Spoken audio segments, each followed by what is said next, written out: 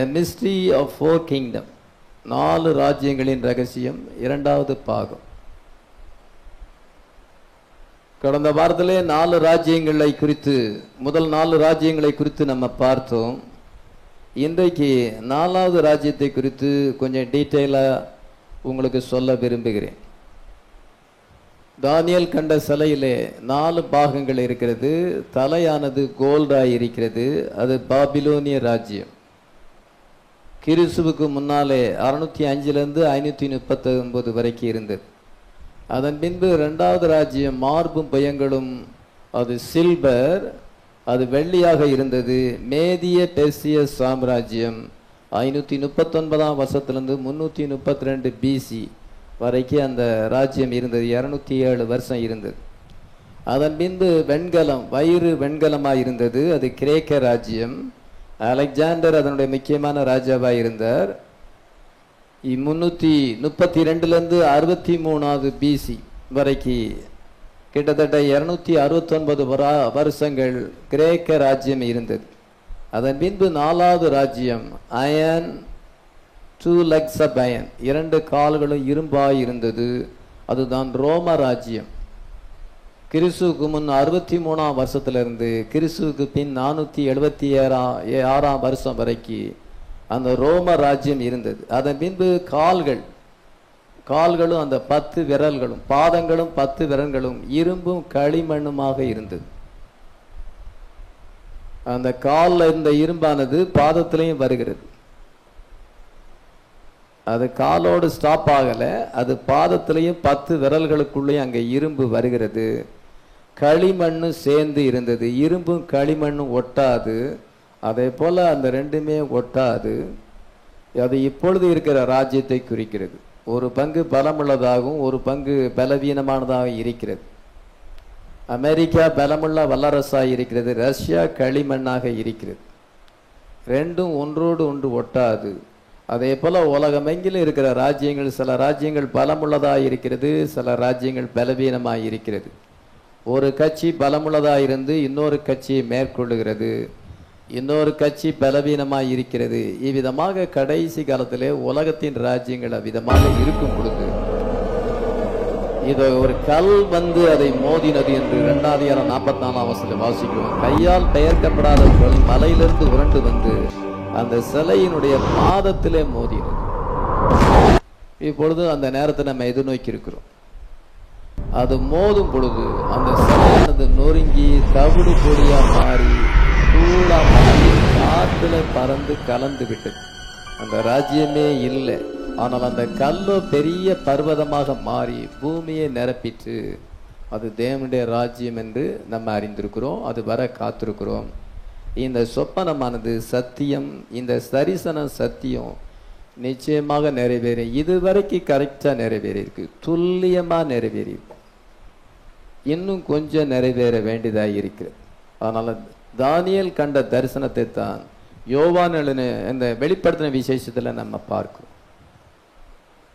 தானியேல் கொஞ்சம் சுருக்கமாக எழுதியிருக்கிறான். யோவான் அங்க மிக அதை தெளிவாக காண்கிறான். இந்த கடைசி கால தீர்க்கதரிசி வந்து நமக்கு அதுக்கு விளக்கம் கொடுத்திருக்கிறார். ஹல்லேலூயா.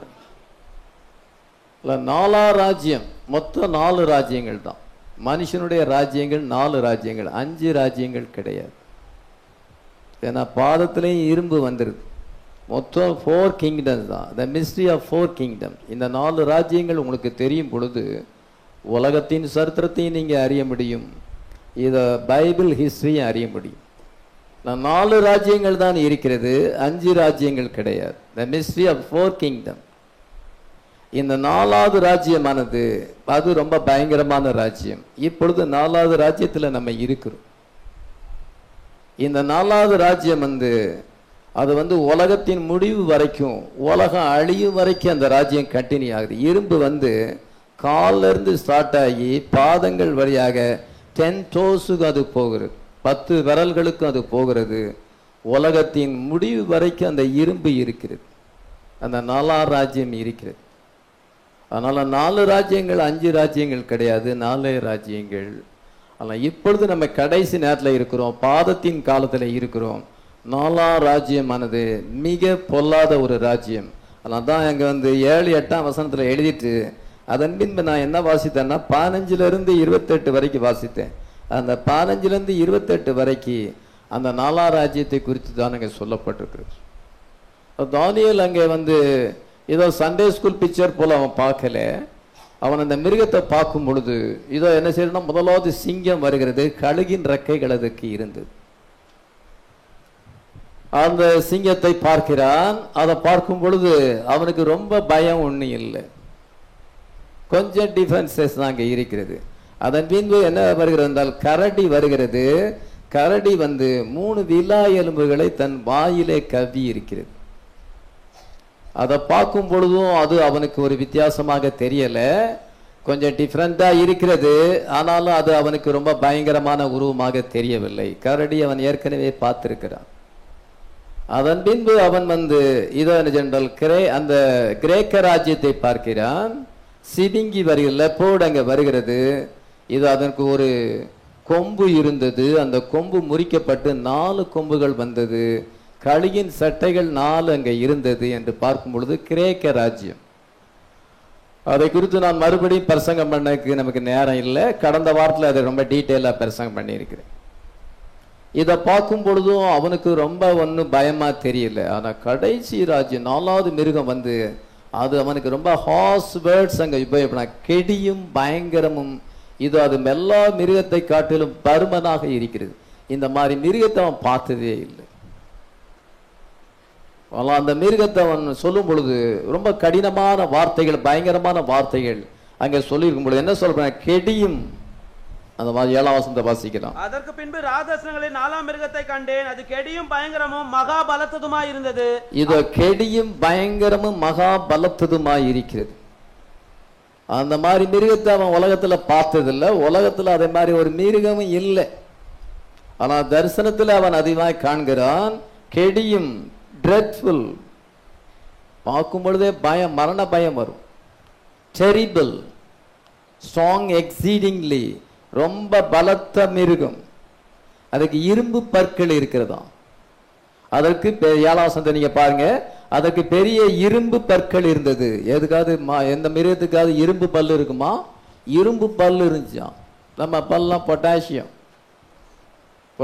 கால்சியம் இருக்கிறது. ஆனா அந்த பல்லு வந்து இரும்பு பல்லா இருந்தது. அது நொறுக்கி பச்சித்து எல்லாத்தையும் அப்படியே சக்கு சக்குன்னு சவைச்சி மீதி இருக்கிறத காலால மிதிச்சு போடுது. பயங்கரமான மிருகம். அது எல்லா மிருகங்களை பார்க்கலும் வேற்றுருவமா இருந்தது. அந்த மிருகத்துக்கு, எல்லா மிருகத்துக்கும் 2 கொம்பு இருக்கும், இதுக்கு 10 கொம்பு இருந்துச்சுதான்.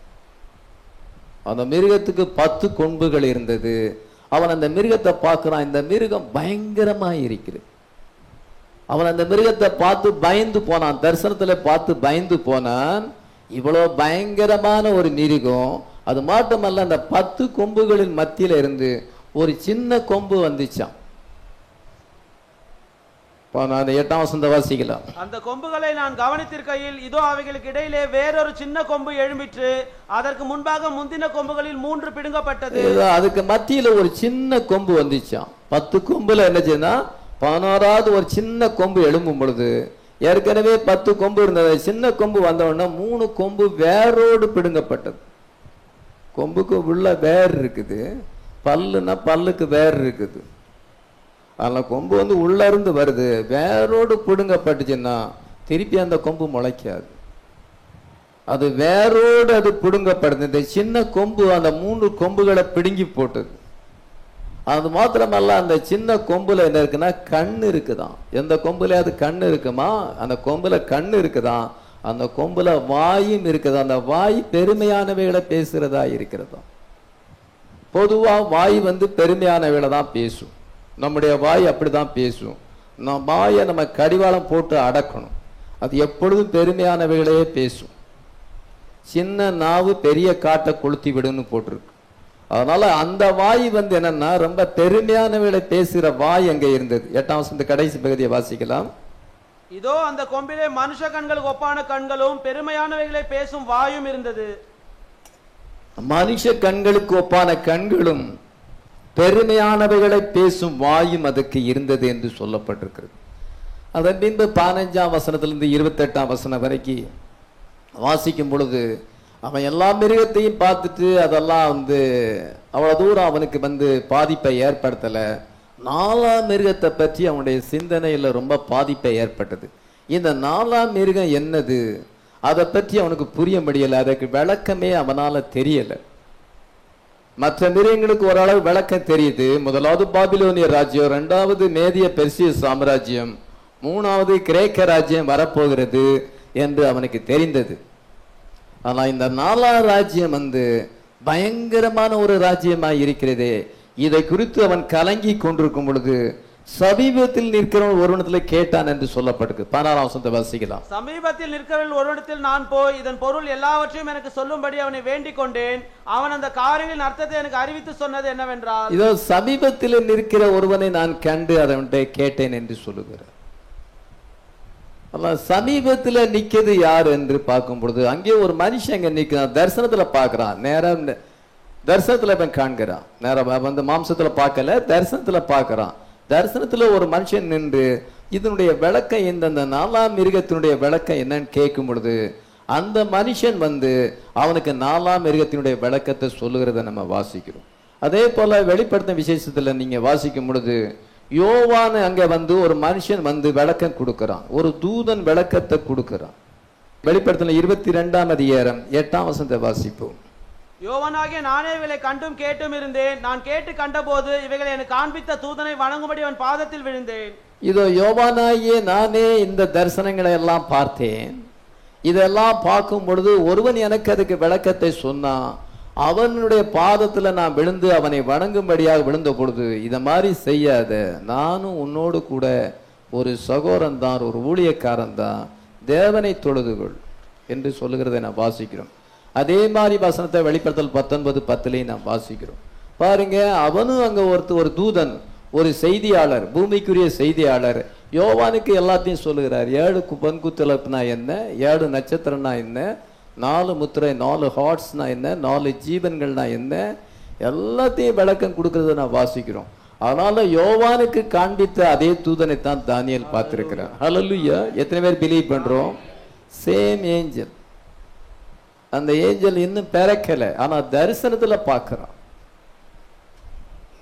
நீங்க பிறப்பதற்கு முன்னதாகவே இயேசு கிறிஸ்து உங்களை பார்த்தார். எத்தனை பேர் விசுவாசிக்கிறோம்? ஹல்லேலூயா. நீங்க என்னைக்கு இங்க உட்கார்ந்து இருப்பதையும் இயேசு கிறிஸ்து பார்த்தார். ஹல்லேலூயா. உங்களை மகிமையிலையும் அவர் கண்டார். அதே போலதான் அந்த மனுஷனை தானியேல் பார்க்கிறான், யோவானும் பார்க்கிறான். Same person. அந்த சேம் பர்சன் தான் என்றால் தானியேலுக்கு விளக்கத்தை கொடுத்தவர் தான் இதோ யோவானுக்கு விளக்கத்தை கொடுத்தார். நமக்கும் அந்த தூதன் தான் விளக்கத்தை கொடுத்திருக்கிறார். எத்தனை பேர் விசுவாசிக்கிறோம்? அந்த தூதன் யார்? 7th ஏஞ்சல் சோரன் வில்லியம் மேரியன் பென்னர்ஹாம். எத்தனை பேர் விசுவாசிக்கிறோம்? இது அந்த தூதன். யோவானாகிய நானே இவைகளை கண்டு கேட்டு இருந்தேன்.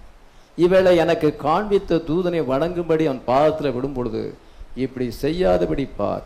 ஏன்னா அந்த தூதனுக்கு தான் அந்த ரகசியம் வெளிப்படுத்தும்படியாக கர்த்தர் நியமித்திருக்கிறார். ஹல்லேலூயா. அது அவரா தெரிந்து கொள்ளல, அவரா முயற்சியில வரல, கர்த்தரா அவரை தெரிந்து கொண்டிருக்கிறார். ஹல்லேலூயா.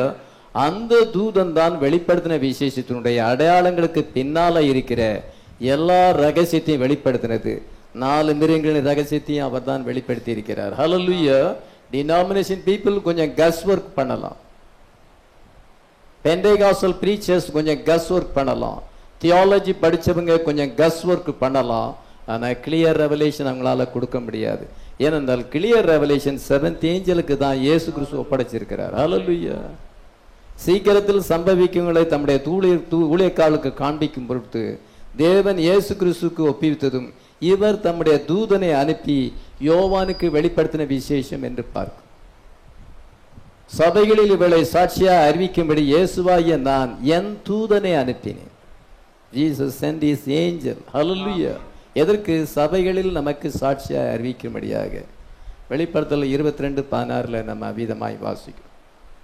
அதனால இயேசு கிறிஸ்து தம்முடைய தூதனை அனுப்பி, தம்முடைய ஊழியக்காரனை அனுப்பி யோவானுக்கு இந்த கடைசி கால பிரைடுக்கு அவன் அடையாளமாய் இருக்கிறான். நமக்கு இந்த வெளிப்பாடு வந்திருக்கிறது. ஹல்லேலூயா.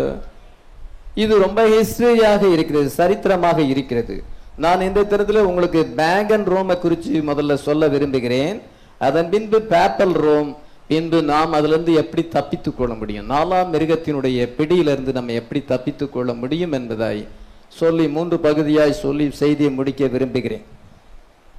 தயவுசெய்து நீங்கள் கவனமாக நீங்கள் கவனிங்க. அல்ல 4ஆம் மிருகத்தை குறித்து இதோ தானியேலுக்கு அந்த மனுஷன் வெளிப்படுத்தினார். அதே விளக்கம் தான் நம்ம வெளிப்படுத்த விஷயத்தில் பார்க்கிறோம். அந்த வாய் எப்படி பெருமையானவளை பேசினது, பசுத்தவான்களுக்கு விரோதமாக அது யுத்தம் செய்தது. அந்த 10 கொம்புகளும் 10 ராஜாக்கள் என்று சொல்லப்பட்டிருக்கிறது. 3 ராஜ்ய பாரங்களை அவன் பிடுங்கி போடுவான். 3 கொம்புகள் அங்க பிடுங்கப்பட்டது.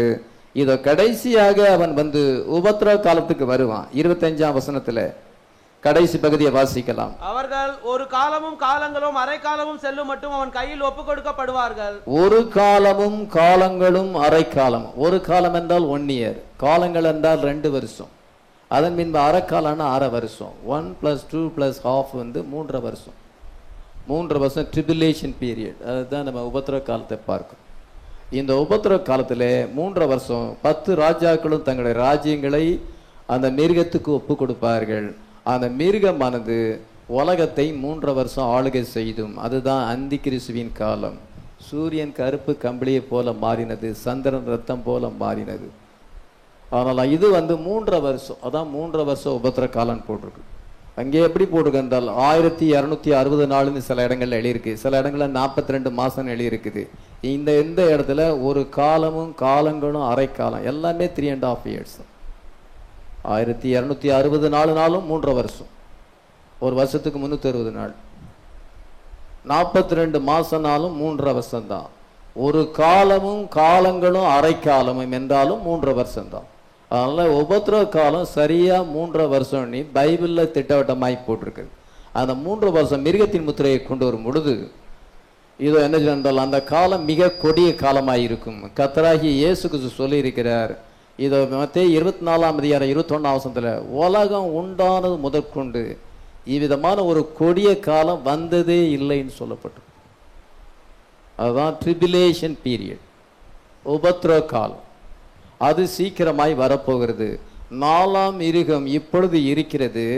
இந்த 4ஆம் மிருகத்துக்குள்ள சாத்தான் இன்னும் புகவில்லை. சாத்தான் பக்கத்துல தான் இருக்கிறான். சாத்தான் அந்த 4ஆம் மிருகத்துக்குள்ள புகும் பொழுது அவனை அனாயிண்ட் பண்ணும் பொழுது உலகத்தை அவன் ஆளுகை செய்வான். 1 வேர்ல்டு கவர்மெண்ட் ஏற்படும். நியூ வேர்ல்டு NWO என்று சொல்லுகிறார்கள். அந்த நியூ வேர்ல்டு ஆர்டர் வரும் பொழுது சாத்தான் உலகத்தின் மேலே கிரிப் வைக்கும் பொழுது அந்த காலம் பயங்கரமாக இருக்கும். மத்தேயு 24:21 வாசிக்கலாம். ஏனெனில் உலகம் உண்டானது முதல் இதுவரைக்கும் சம்பவித்திராததும் இனிமேலும் சம்பவியாததுமான மிகுந்த உபத்திரவம் அப்பொழுது உண்டாயிருக்கும். உலகம் உண்டான முதற்கொண்டு இதுவரைக்கு சம்பவியாததுமான இதுவரைக்கும் சம்பவிக்கல, சம்பவிக்க போறதில்ல, அவ்வளோ பெரிய கொடிய காலம் ஏற்படும் சொல்லப்பட்டு. அதனால் 4ஆம் மிருகமானது ஃபுல் பவரோடு கூட முழு உலகத்தையும் ஆளுகை செய்யும். அந்த 4ஆம் மிருகமானது எப்படி ஸ்டார்ட் ஆகி எப்படி முடிகிறது, அது முதலாவது பேப்பல் ரோமாக அது ஸ்டார்ட் பண்ணப்பட்டு, அதாவது முதலாவது அது பேகன் ரோமாக இம்பீரியல் ரோமாக அது ஸ்டார்ட் ஆகி பின்பு அது பேப்பல் ரோமாக வளர்ந்து கடைசியில பாழாக்கு அருவருப்பாக அது மாறி இதை என்ன செய்யும் என்றால் கடைசியாக முடிவு ஏற்படும். தேவனுடைய ராஜ்யம் ஸ்தாபிக்கப்படும். ஹல்லேலூயா. இந்த தேவனுடைய ராஜ்யம் ஸ்தாபிக்கப்படும் பொழுது இன்னொரு ராஜ்யம் அதை மேற்கொள்ள முடியாது. ஹல்லேலூயா. கடந்த வாரத்தில் கடைசியாக தான் சொன்னேன், we got power in the name of the Jesus, we cannot be defeated என்று சொன்னது. இந்த ராஜ்யம் தேவனுடைய ராஜ்யம் உன்னதமான பசுத்தவான்கள் ஆளுகை செய்வார்கள். அந்த 4ஆம் ராஜ்யமானது ஒளிஞ்சி பசுத்தவான்கள் ஆளுகை செய்யும் பொழுது அதை மேற்கொள்வதற்கு இன்னொரு ராஜ்யம் இல்லை. ஹல்லேலூயா. அந்த ராஜ்யம் நித்திய ராஜ்யம். ஹல்லேலூயா. கிரேக்க ராஜ்யத்தை ரோம ராஜ்யம் மேற்கொண்டது. இதோ பாபிலோனிய ராஜ்யத்தை மேதிய பெர்சிய சாம்ராஜ்யம் மேற்கொண்டது. ஒரு கட்சி போகிறது, இன்னொரு கட்சி வருகிறது. இப்படியாக இந்தியா தேசத்தை பல கட்சிகள் ஆளுகை செய்கிறது. இதோ ஆங்கிலேயர்கள் ஆண்டார்கள், முகலாயர்கள் இந்தியாவை ஆண்டார்கள். உலகத்தில் இருக்க பல பகுதியில் நம்ம பார்க்கும் பொழுது என்னென்ன ராஜாக்கள் ஆண்டார்கள் என்று பார்க்கிறோம். ஒரு ராஜ்யம் ஒழிஞ்சு இன்னொரு ராஜ்யம் வருகிறது. ஆனா கடைசியா தேவனுடைய ராஜ்யம் ஸ்தாபிக்கப்படும் பொழுது அந்த ராஜ்யம் எல்லா ராஜ்யங்களையும் அழிச்சு போடும். இது அதை அழிக்கிறதுக்கு எந்த ராஜ்யமும் இல்லை. எத்தனை பேர் விசுவாசிக்கிறோம்? அந்த ராஜ்யத்தை நம்ம சேர்ந்தவர்கள். Hallelujah. You belong to that kingdom. அந்த கிங்டம் உடைய ஹார்ட்ல இப்பொழுது இருக்கிறது. எத்தனை பேர் ஹார்ட்ல இருக்கிறது? அப்படி இல்லைன்னா நீங்க ஏதோ சபைக்கு வரலாம் போகலாம், பிரயோஜனப்படாமல் போயிடும். அந்த ராஜ்யம் எனக்குள்ளே இருக்கிறது. ஹல்லேலூயா. மத்தேயு 14:21 அந்த ராஜ்யம் நமக்குள்ளே இருக்கிறது. ஹல்லேலூயா. உங்களுக்குள்ள இருக்கிற அந்த ராஜ்யம், the kingdom of word, நீங்க கேட்கிற அந்த வேர்ட், அந்த வார்த்தை தான் அந்த ராஜ்யமாய் இருக்கிறது. இந்த ராஜ்யமானது நாலாம் ராஜ்யத்தை ஜெயிக்கும் பொழுது அந்த ராஜ்யத்தை ஜெயிக்க எந்த ராஜ்யமே இல்லை. ஹல்லேலூயா. அதான் we got power in the name of the Lord, we cannot be defeated. ஹல்லேலூயா. இங்க 18ஆம் வசனத்தை என்ன வாசிக்கிறோம்? 7,018ஆம் வசனம். ஆனாலும் உன்னதமானுடைய பரிசுத்தவான்கள் ராஜரீகத்தை பெற்று என்றென்றைக்கும் உள்ள சதா காலங்களிலும் ராஜ்யத்தை சுதந்தரித்துக் கொள்வார்கள். உன்னதமான தேவனுடைய பரிசுத்தவான்கள் அவள் ராஜரீகத்தை பெற்று இந்த உலகத்தை 1000 வருஷம் ஆளுகை செய்வார்கள். நியூ ஜெருசலேம் எட்டர்னல் சிட்டியில் அவள் வாசம் பண்ணும் பொழுது அந்த ராஜ்யமானது என்றென்றைக்கும் உள்ள சதா காலம் உள்ள ராஜ்யம். ஹல்லேலூயா. அது வேற ஜாதியாருக்கு கொடுக்கப்படுவதில்லை. ஹல்லேலூயா. எத்தனை பேர் அந்த ராஜ்யத்தை எதிர்நோக்கி இருக்கிறோம்? நீங்க உங்களை நீங்க சிந்தித்து பாருங்க. நீங்க அந்த ராஜ்யத்துக்கு உண்மையில ஆயத்தமா இருக்கிறீங்களாங்கிறத தெரியும். ஆதியில கொண்டு வந்த அன்பை விட்டிருக்கிறீர்களா? முன்னால இருந்த அந்த ஆவி வளர்ச்சி இப்பொழுது இல்லையா? நீ ஆதியிலே கொண்டு வந்த அன்பை விட்டா என்று உன் பேரில் எனக்கு குறை இருக்கிறது என்று இயேசு கிறிஸ்து சொல்லுகிறார். எபேசு சபையை பார்த்து சொல்லுகிறார். லவோதிக்கா சபையை பார்த்து, நீ குளிரும் இல்லாம அனலும் இல்லாமல் வெதுவெதுப்பாய் இருக்கிறாய், உன்னை நான் வாந்தி பண்ணி போடுவேன், வருகையிலே நீ கைவிடப்படுவாய் என்று சொல்ற. அந்த மாதிரி நிலைமையை அடைஞ்சிருக்கிறீங்களா? ஏதோ 22ஆம் அதிகாரம் 14ஆம் வசனத்துல ஜீவ விருட்சத்தின் மேல் அதிகாரம் உள்ளவர்களுக்காவதுக்கும் நகரத்துக்குள்ள பிரவேசித்துக்கும் அவருடைய கற்பனைகளை, அவங்க என்ன கற்பனைகள் நீங்க கடைப்பிடிக்கல, தேவனுடைய வார்த்தை சொல்லுகிறத என்னென்ன கற்பனை கடைப்பிடிக்கல, யோசித்து பாருங்க. அதெல்லாம் செஞ்சாதான் அந்த ராஜ்யத்துக்கு போக முடியும். முன்னாடி விட நான் உம்மை அதிகமா நேசிக்கிறேன் ஆண்டவரே, நான் உம்மை காண வாஞ்சிக்கிறேன். ஹல்லேலூயா. எத்தனை பேர் சொல்ல முடியும்? வர வர இயேசுவை அதிகமா நேசிக்கிறீங்களா, அல்லது உலகம், பணம், உலகம், வேலை வேலை அப்படி போறீங்களா? நீங்க அந்த ராஜ்யத்தை சுதந்திரித்துக் கொள்ள முடியாது. அல்லது அனலும் இல்லாம குளிர் இல்லாம வெதுவெதுப்பா போறீங்களா? இயேசு உங்களை கைவிடுவேன்னு சொல்றார்.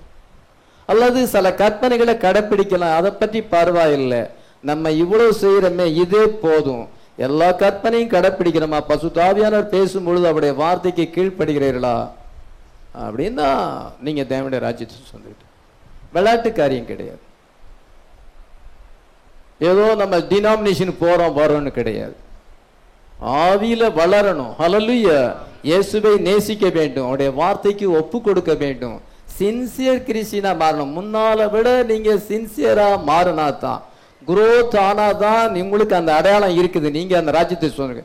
நீங்க முன்னால விட டீக்ரேடா போனீங்கன்னா உங்களுக்குள்ள என்ன சென்றால் இதோ என்ன சென்றால் அந்த ராஜ்யமானது உங்களை விட்டு விலகிறதுன்னு அர்த்தம். அந்த ராஜ்யம் எனக்குள் ஸ்தாபிக்கப்பட்டிருக்கிறது. ஹல்லேலூயா. எனக்குள் ஸ்தாபிக்கப்பட்ட அந்த ராஜ்யம், பிரைடுக்குள்ள அந்த ராஜ்யம் இருக்கு. அந்த ராஜ்யம் உலகத்தை ஜெயிக்கும். உன்னதமான பசுத்தவான்கள் ராஜரீகத்தை பெருத்து சதா காலங்களையும் என்றைக்கும் ஆளுகை செய்வார்கள். ஹல்லேலூயா. அங்க தானியேல் 7:18 நிறைவேறும். இப்பொழுது நீங்க வார்த்தையை கவனிங்க. The fourth beast, Daniel had a vision of terrifying feast. And the beast வந்து terrifying, dreadful, terrible, exceedingly strong, devoured and broken to pieces. இவ்விதமாக அந்த வார்த்தை சொல்லப்பட்டிருக்குது. ஏனென்றால் 3 powers அங்கே கம்பைன்ட் ஆகிவிட்டது. பாபிலோனிய ராஜ்யம் என்றால் the spirit of Babylonia. அந்த ராஜ்யத்துக்கு பின்னால் ஒரு ஸ்பிரிட் இருக்கிறது. அரசியல் கட்சிகள் ஒவ்வொரு கட்சிக்கு பின்னால ஒரு ஆவி இருக்கிறது. அதனால தான் அரசியல் கட்சியில் நம்ம ஈடுபடக்கூடாது. அதுக்கு பின்னால ஒரு ஸ்பிரிட் இருக்கிறது, ஒரு ஸ்பிரிட், பொலிட்டிக்கல் ஸ்பிரிட் இருக்குது. அந்த வெறியில தான், கட்சி வெறியில அலையிறது, பிரச்சாரம் பண்றது. உங்களுக்குள்ள அது இருந்தா நீங்க பிரச்சாரம் பண்ண போவீங்க, அந்த கட்சியில ஈடுபடும். உங்களுக்குள்ள அந்த ஆவி இல்லைன்னா நீங்க போக மாட்டீங்க. நமக்குள்ள ஹோலி ஸ்பிரிட் இருக்குது. ஹல்லேலூயா. தேவனுடைய ராஜ்யத்தை மற்றவங்களுக்கு சொல்லுகிறோம். ஹல்லேலூயா. அவருடைய ராஜ்யத்துக்கு இன்வைட் பண்ணுகிறோம். நீங்க அவருடைய ராஜ்யத்துக்காக பாடுபடுங்க. பொலிட்டிக்கல் ஸ்பிரிட், ஈவில் ஸ்பிரிட் அது. பாபிலோனியான்னா பாபிலோனியன் ஸ்பிரிட் அது. அந்த பாபிலோனியா, ஸ்பிரிட் ஆஃப் பாபிலோனியா, அதுக்கு பின்னால ஒரு ஆவி இருக்கிறது. அதே போல மேடிய பெர்சிய ராஜ்யத்துக்குனால அதுக்கு பின்னால ஒரு ஆவி இருக்கிறது. இது அதே போல கிரேக்க ராஜ்யம் என்றால் அதுக்கு பின்னால ஒரு ஆவி இருக்கிறது, ஒரு ஈவில் ஸ்பிரிட் இருக்கிறது. 4ஆம் ராஜ்யம் ரோம், அந்த ஸ்பிரிட் ஆஃப் ரோம் இருக்கிறதுலே பவர்ஃபுல். ஏனென்றால் இந்த 3 கம்பைன்ட் ஆகிவிட்டது. பாபிலோனியா, மேடிய பெர்சியா, அதன் பின்பு கிரேக்க, இந்த 3 ஆவிகளும் அதுல கம்பைன்ட் ஆகும் பொழுது, 3 ஆவியும் சேரும் பொழுது அது அதிக பவர்ஃபுல்லா மாறும்.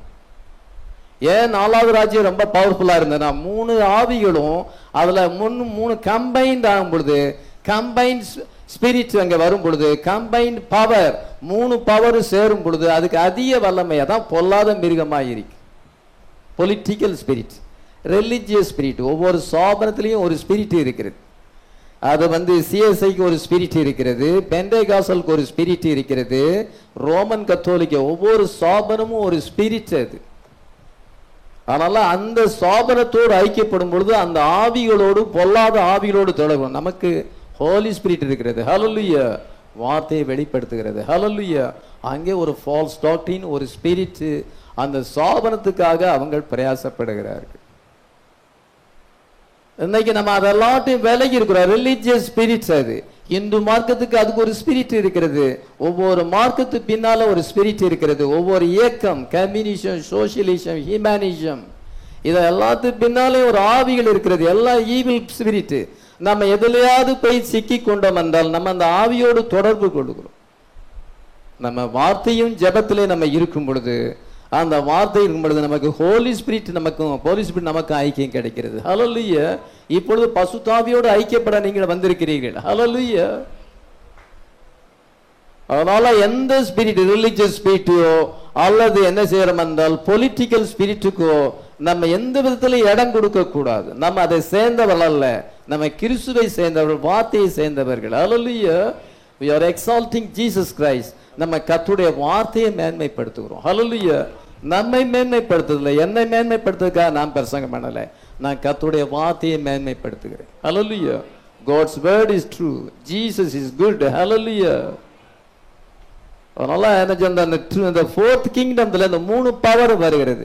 அதே போல நீங்க பார்க்கும் பொழுது வெள்ளை குதிரை, இதோ சிவப்பு குதிரை, கருப்பு குதிரை, அதன் பின்பு மங்கின நிற குதிரை. ஒரே ரைடர் தான், சாத்தான் தான் ஒரே ரைடர், தன்னுடைய குதிரையை மாற்றிக் கொள்கிறான். முதல்ல வெள்ளை குதிரையில பிரயாணம் பொழுது ரிலிஜியஸ் ஸ்பிரிட், அதன் பின்பு அவன் சிவப்பு குதிரையில சொல்லும் பொழுது பொலிட்டிக்கல் ஸ்பிரிட், அதன் பின்பு கருப்பு குதிரையில பெரும்பாலும் டெமானிக் ஸ்பிரிட். இப்போ மங்கின நில 3 பவரும் ஒன்னா சேர்ந்துச்சு. 4வது குதிரையில வரும் பொழுது இந்த 3 பவர் கம்பைன்ட் ஆகும் பொழுது, 3 ஒன்னா சேரும் பொழுது அது அதிக பவர் வந்துருக்கு. அதுதான் 4ஆம் மிருகத்துக்கு அதிக பவர். இங்க 4வது குதிரை மங்கின நிறமுள்ள குதிரை. வெளிப்படுத்தல் 6ஆம் அதிகாரம் நீங்க 7, 8 வாசிக்கும் பொழுது, அவர் 4ஆம் முத்திரையை உடைக்க கண்டேன், நான் பார்த்த பொழுது 4ஆம் ஜீவனாக நீ வந்து பார் என்று சொல்லும் சத்தத்தை கேட்டேன். நான் பார்த்த பொழுது ஒரு மங்கின நிற குதிரையை கண்டேன். அவன் பேர் மரணம். ரொம்ப பொல்லாது, மரணம். பட்டயத்தினாலும் பஞ்சத்தினாலும் சாவினாலும் பூமியின் துஷ்டபங்களாலும் பூமியின் காற்பங்குளரை கொலை செய்யும்படி அதிகாரம் அவைகளுக்கு கொடுக்கப்பட்டது. பாருங்க, இந்த 4வது மிருகம், அதான் ஃபோர்த் கிங்டம், ரொம்ப டெரிபிள், ட்ரெட்ஃபுல். ஏனென்றால் இந்த 3 பவர்ஸும் அதுல ஒன்னா சேரும் பொழுது, இந்த 3 ஸ்பிரிட்ஸும் அங்க ஒன்னா சேரும் பொழுது அதிக பவர்ஃபுல் அங்கே இருக்கிறது. அது அதிக காலம் நீடிக்கிறது. சீசர்கள் ஆண்ட ரோமாபுரி 63ஆம் வருஷம் கிமு 63ல ஸ்டார்ட் பண்ணி 476ல முடிஞ்சது. அப்படியானால் 500 வருஷம் நீடித்தது. ஆனால் இந்த ராஜ்யம் 4 பவர் சேரும் பொழுது, பேப்பல் ரோமா மாறும் பொழுது, அது என்ன செய்யறது என்றால், அது அந்த ராஜ்யம் முடிஞ்சதுல இருந்து அது ஸ்டார்ட் ஆகி 500ல இருந்து அது ஸ்டார்ட் ஆகி இன்னைக்கு 2015 வரைக்கும் இருக்குது. இன்னும் அது இருக்க போகுது. அது ஆன்டி கிரைஸ்டா மாறி அர்மகதோன் யுத்தம் வரைக்கும் நீடிக்குன்னா அதுக்கு எவ்வளவு காலம் இருக்கு பாருங்க, லாங் பீரியட். மற்றெல்லாம் கொஞ்சம் கொஞ்சம் காலம் தான் அந்த பவர் இருந்தது. ஆனா இந்த 4வது மிருகம் உலகத்தின் கடைசி வரைக்கும் அது நீடிக்கிறது. அது பேப்பல் ரோமா, அது பேகன் ரோமா ஆரம்பிச்சு, அஞ்ஞான ரோமாபுரியா ஆரம்பிச்சு, பின்பு போப்பின் ரோமாபுரியா மாறி, பின்பு ஆன்டி கிரைஸ்டா உபத்திர காலத்துல போகும் பொழுது, அது வரைக்கும் அது நீடிக்கும் பொழுது அது எவ்வளவு பலத்ததா இருக்குன்னு பாருங்க. எல்லா மிருகங்களுமே கர்த்தருடைய பிள்ளைகளுக்கு விரோதமாய் இருந்தது. பாபிலோனிய ராஜ்யம் கர்த்தருடைய பிள்ளைகளுக்கு விரோதமாய் இருந்தது. தேவாலயத்தை இடித்து போட்டு விட்டான். சாலமோன் கட்டின தேவாலயத்தை நேபுகாத் நேச்சார் இடிச்சு போட்டு விட்டான். பெல்சாத்தார் அந்த பாத்திரத்திலே திராட்சை ரசத்தை குடித்தான். கையிருப்பு வந்து மெனமெனே தேக்கேல் ஒப்பார்சின் என்று எழுதினது. அந்த ராஜ்யத்துக்கு முடிவு வந்தது. அதன் பின்பு மேதிய பெர்சியர்கள் வந்து ஆலயத்தை கட்டாடப்படி ஸ்டாப் பண்ணினார்கள். சில ராஜாக்கள் பின்பு உதவியும் செய்தார்கள். அதன் பின்பு கிரேக்க ராஜ்யம் வந்தது. 167 கிமு 120 ஆன்டியோகிஸ் போர் எபாபினிஸ்ங்கிறவன் தேவனுடைய ஆலயத்துல வந்து பலிபீடத்துல பன்றியை பலி செலுத்தி இதை என்ன செய்தால் அந்த தேவாலயத்தை தீட்டுப்படுத்தி போட்டான். செருபாபேல் கட்டின தேவாலயத்தை, 2வது ஆலயத்தை தீட்டுப்படுத்தி போட்டான். எல்லா ராஜ்யங்களும் கர்த்தருடைய பிள்ளைகளுக்கு உபத்திரம் கொடுக்க தான் செய்தது. அஞ்ஞான ரோமாபுரியானது, சீசருடைய ரோமாபுரி அப்போஸ்தலர்களை கொலை செய்தது. நீரோ மன்னன் அப்போஸ்தலர்களை கொலை செய்தான். இதெல்லாம் இருந்துச்சு. ஆனா இந்த பேப்பல் ரோமாபுரி எல்லாத்தோட அதிக கொலை செய்தது. ரொம்ப பொல்லாத மிருகம். இருப்பு பற்கள் கொடுக்கப்பட்டது. கடிச்சு காலால மிதிச்சு போடும். ஈவு இறக்கம் இல்லாமல் இதோ ஆண்கள் பெண்கள் குழந்தைகள் எல்லாத்தையுமே அடியோடு ஒழிச்சிரும். ஜெனோசைட். ஹிட்லர் யூதர்களை அழித்தான். ஸ்டாலின் யூதர்களை அழித்தான். சீனாவில் எத்தனையோ பேர் மரித்தார்கள். கம்யூனிஸ்டுகள் எத்தனையோ பேர், கம்போடியாவில் எத்தனையோ பேர் அழிஞ்சார்கள். ஜெனோசைடு. சதாம் ஹுசேன் எத்தனை பேரை கொலை செய்தான். எல்லாம் நம்ம பக்கத்துல தான் நடந்து கொண்டிருக்கிறது. நம்ம வாழ்கிற உலகத்துல இதோ ஜெனோசைடு, ஒரு இனத்தை முற்றிலும் அழிப்பது. தங்களுடைய பாதையில யாராவது குறுக்க வந்தா தங்களுடைய கொள்கையை ஏற்றுக்கொள்ளாதவர்களை முற்றிலும் அழிக்க வேண்டும். பொல்லாத ஆவிகள் அதுதான் செய்யும். கடைசியான மிருகம் வந்து ரொம்ப அதிகமாக அது பொல்லாப்பை செய்யும். எல்லாத்தை விட அதிகமான பொல்லாப்பை செய்யும். அங்க பேகன் ரோமை காட்டிலும் பேப்பல் ரோம் வந்து போப்புவின் ரோமாபுரி, போப்புவின் மார்க்கம் அதிகமானவர்கள் கொலை செய்து இனிமேலும் அது இன்னும் அதிகமாக கொலை செய்ய போகிறது. அதான் அது பரிசுத்தவான்களை மேல யுத்தம் பண்ணி அவளை ஜெயிக்கும்படியான அதிகாரம் அதுக்கு கொடுக்கப்பட்டது என்று அங்கே சொல்லப்பட்டிருக்கிறது. தானியேல் தீர்க்கதரிசி புத்தகத்திலே அந்த 7ஆம் அதிகாரத்தை நீங்க வாசிக்கும் பொழுது 22ஆம் வசனத்தை வாசிக்கலாம். இந்த கொம்பு பரிசுத்தவான்களோட யுத்தம் பண்ணி அவர்களை மேற்கொண்டது என்று கண்டேன். இந்த கொம்பு பரிசுத்தவான்களோட யுத்தம் பண்ணி அவர்களை மேற்கொண்டது. இதோ அந்த கொம்பு பரிசுத்தவான்களை மேற்கொண்டது. அது எல்லாத்தையும் பட்சித்து மிதித்து அதை நொறுக்கி போடும் என்று சொல்லப்பட்டிருக்குது. அவ்வளவு பயங்கரமானது. நீங்க இதுக்கு தப்பித்து கொள்வதற்கு கர்த்தர் நமக்கு வழியை உண்டு பண்ணியிருக்கிறார். ஹல்லேலூயா. அதுதான் அந்த விளக்கம் சொன்ன தூதனுடைய சத்தத்தை கேட்கணும்னு நினைக்கிறேன். The two legs of Lion கிமு 63 அது வந்தது. ரோமராஜ்யம் வந்தது. Julius Caesar 1 Pompey 60 BC. கிறிஸ்துவுக்கு முன் 60வது வருஷத்துல பாம்பே என்ற ஒரு பட்டணம் இருந்தது. இத்தாலி பக்கத்துல இருந்தது. உலகத்திலே அதிக நாகரிகமான பட்டணம். அதிக பாவம். சோதோம் குமாரை விட அதிக பாவம் பாம்பே இருக்கிறது. எரிமலையானது வெடித்து அந்த பட்டணம் அழித்து.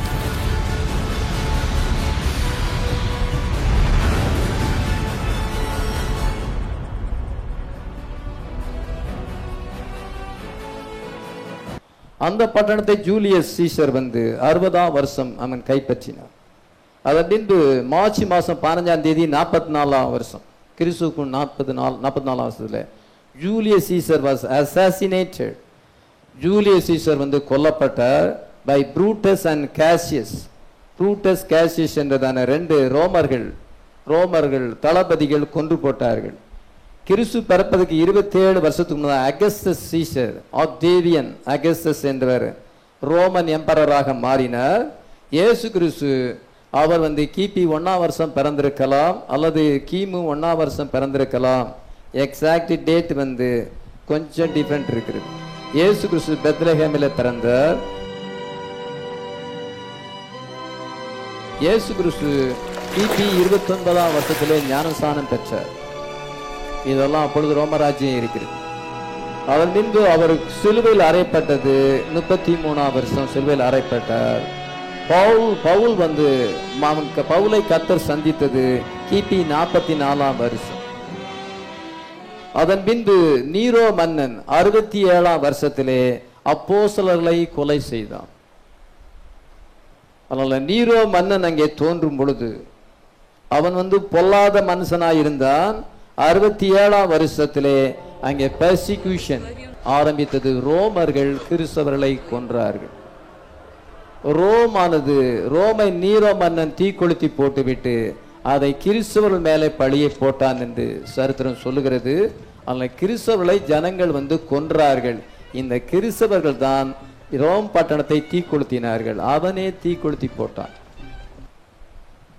அதன் பின்பு யூத டெம்பிள் செருபாபேல் கட்டின டெம்பிள் ஆனது கிபி 70 இடிக்கப்பட்டது.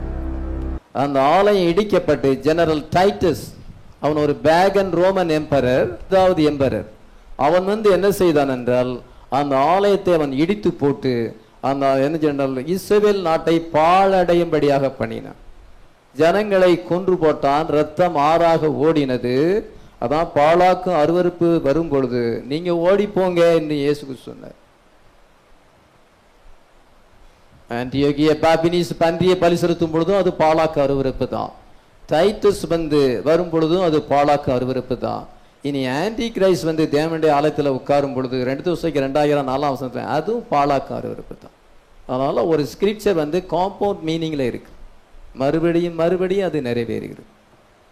இன்னைக்கு தேவனுடைய வார்த்தையை விசுவாசித்தா அது மறுபடியும் நிறைவேறும். எத்தனை பேர் விசுவாசிக்கிறோம்? அது எத்தனை பேர் விசுவாசிக்கிறவங்களுக்கோ அவனுக்கெல்லாம் நிறைவேறும். இதுதான் பாட புஸ்தகத்துக்கும் பைபிளுக்கும் இருக்க வித்தியாசம். பாட புஸ்தகம் நிறைவேறாது, இது நிறைவேறும். ஹல்லேலூயா. இந்த வார்த்தையில ஜீவன் இருக்குது. ஹல்லேலூயா. எத்தனை பேர் விசுவாசித்தாலும் வாக்குத்தத்தம் நிறைவேறும். எத்தனை முறை விசுவாசித்தாலும் நிறைவேறும். ஹல்லேலூயா. அது அவங்களுக்கு மட்டும் சொல்ல, நமக்கு எழுதப்பட்டிருக்கிறது. ஹல்லேலூயா. பாழாக்கு அருவருப்பு கிட்டத்தட்ட 4 முறை நிறைவேறும். பாருங்க என்ன என்றால் கிபி 70 டைட்டஸ், ஜெனரல் டைட்டஸ் 5வது ரோம எம்பரர், வேகன் ரோமன் எம்பரர் வந்து தேவாலயத்தை இடித்து போட்டு எருசலேமை தரமட்டமாக மாற்றி யூதர்களை கொன்று இதோ என்ன என்றால் 6 ரத்தம் ஆறாக ஓடினது. ஜனங்கள் பூமி எங்கிலும் சிதறடிக்கப்பட்டார்கள். அவன் வந்து அந்த தேவாலயத்தை இடித்து எருசலேமை ஜெயித்ததுக்கு அடையாளமாக ஆர்ச் ஆஃப் டைட்டஸ் என்று ரோமாபுரியில இன்னும் ஒரு ஆட்சி கட்டி வச்சிருக்கிறான். அது வந்து தேவாலயத்தை இடித்ததுக்கு அடையாளமாக கிபி 70 அந்த ஆட்சி இப்பவும் டெஸ்டிமோனியா இருக்கு. இயேசு கிறிஸ்து கல்லறையும் இருக்குது, அந்த ஆட்சியும் இருக்கு. இயேசு கிறிஸ்து கல்லறை என்னைக்கும் திறந்திருக்குது. அவர் உலகத்துல வந்து மரித்து அடக்கம் பண்ணப்பட்டு உயிர்த்தெழுந்தார் என்று அது நிரூபிக்குது. எருசலேம் தேவாலயம் இடிக்கப்பட்டது என்பதை ஆர்ச் அங்க ரோமாபுரியில ஆட்சி கட்டிங்க. ரோமாபுரிக்கு போகும்பொழுது அந்த ஆட்சியை நீங்க பார்க்கலாம். அதனால ரோமன் கிங், இந்த pagan Roman, the Roman empire fell in AD 476 476 விழுந்தது. அந்த 7 கிங்ஸ் யாரு? வெளிப்படுத்தல் 17ஆம் அதிகாரம் 9-11 வரைக்கும் வாசிக்கலாம். ஞானமுள்ள மனம் இதிலே விளங்கும். அந்த 7 தலைகளும் அந்த ஸ்திரீ உட்கார்ந்திருக்கிற 7 மலைகளாம். அவைகள் 7 ராஜாக்களாம். இவர்களில் 5 பேர் விழுந்தார்கள். ஒருவன் இருக்கிறான், மற்றவன் இன்னும் வரவில்லை. வரும்போது அவன் கொஞ்ச காலம் தரித்திருக்க வேண்டும். இருந்ததும் இராததுமாகிய மிருகமே எட்டாதவனானவனும் அவ்வேளிலிருந்து தோன்றுகிறவனும் நாசமடைய போகிறவனுமாய் இருக்கிறான். அந்த ஸ்திரீ வந்து 7 தலைகள் உள்ள ஒரு மிருகத்தின் மேல இருக்கிறாள். ஞானமுள்ள மனம் இதுல விளங்கும். அந்த மிருகத்துக்கு வந்து 7 தலை இருக்கிறது, 10 கொம்புகள் இருக்கிறது. அந்த மிருகத்தின் ரகசியத்தையும் அந்த இஸ்ரீயின் ரகசியத்தையும் உனக்கு சொல்லுகிறேன் என்று அந்த தூதன் யோவானுக்கு சொல்லுகிறத வாசிக்கிறோம். ஞானமுள்ள மனம் இதிலே விளங்கும். அந்த 7 தலைகளும் அந்த இஸ்ரீ உட்கார்ந்திருக்கிற 7 மலைகளாம். அந்த 7 மலைகள் பேரை நான் எழுதி வச்சிருக்கிறேன்.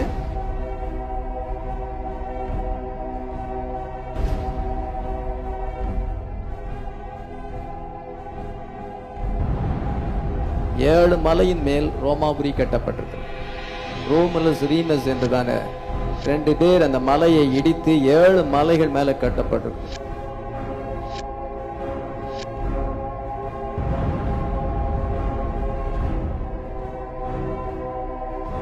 பாருங்க, அந்த 7 தலைகளும் அந்த இஸ்ரீ உட்கார்ந்து இருக்கிற 7 மலைகளும்.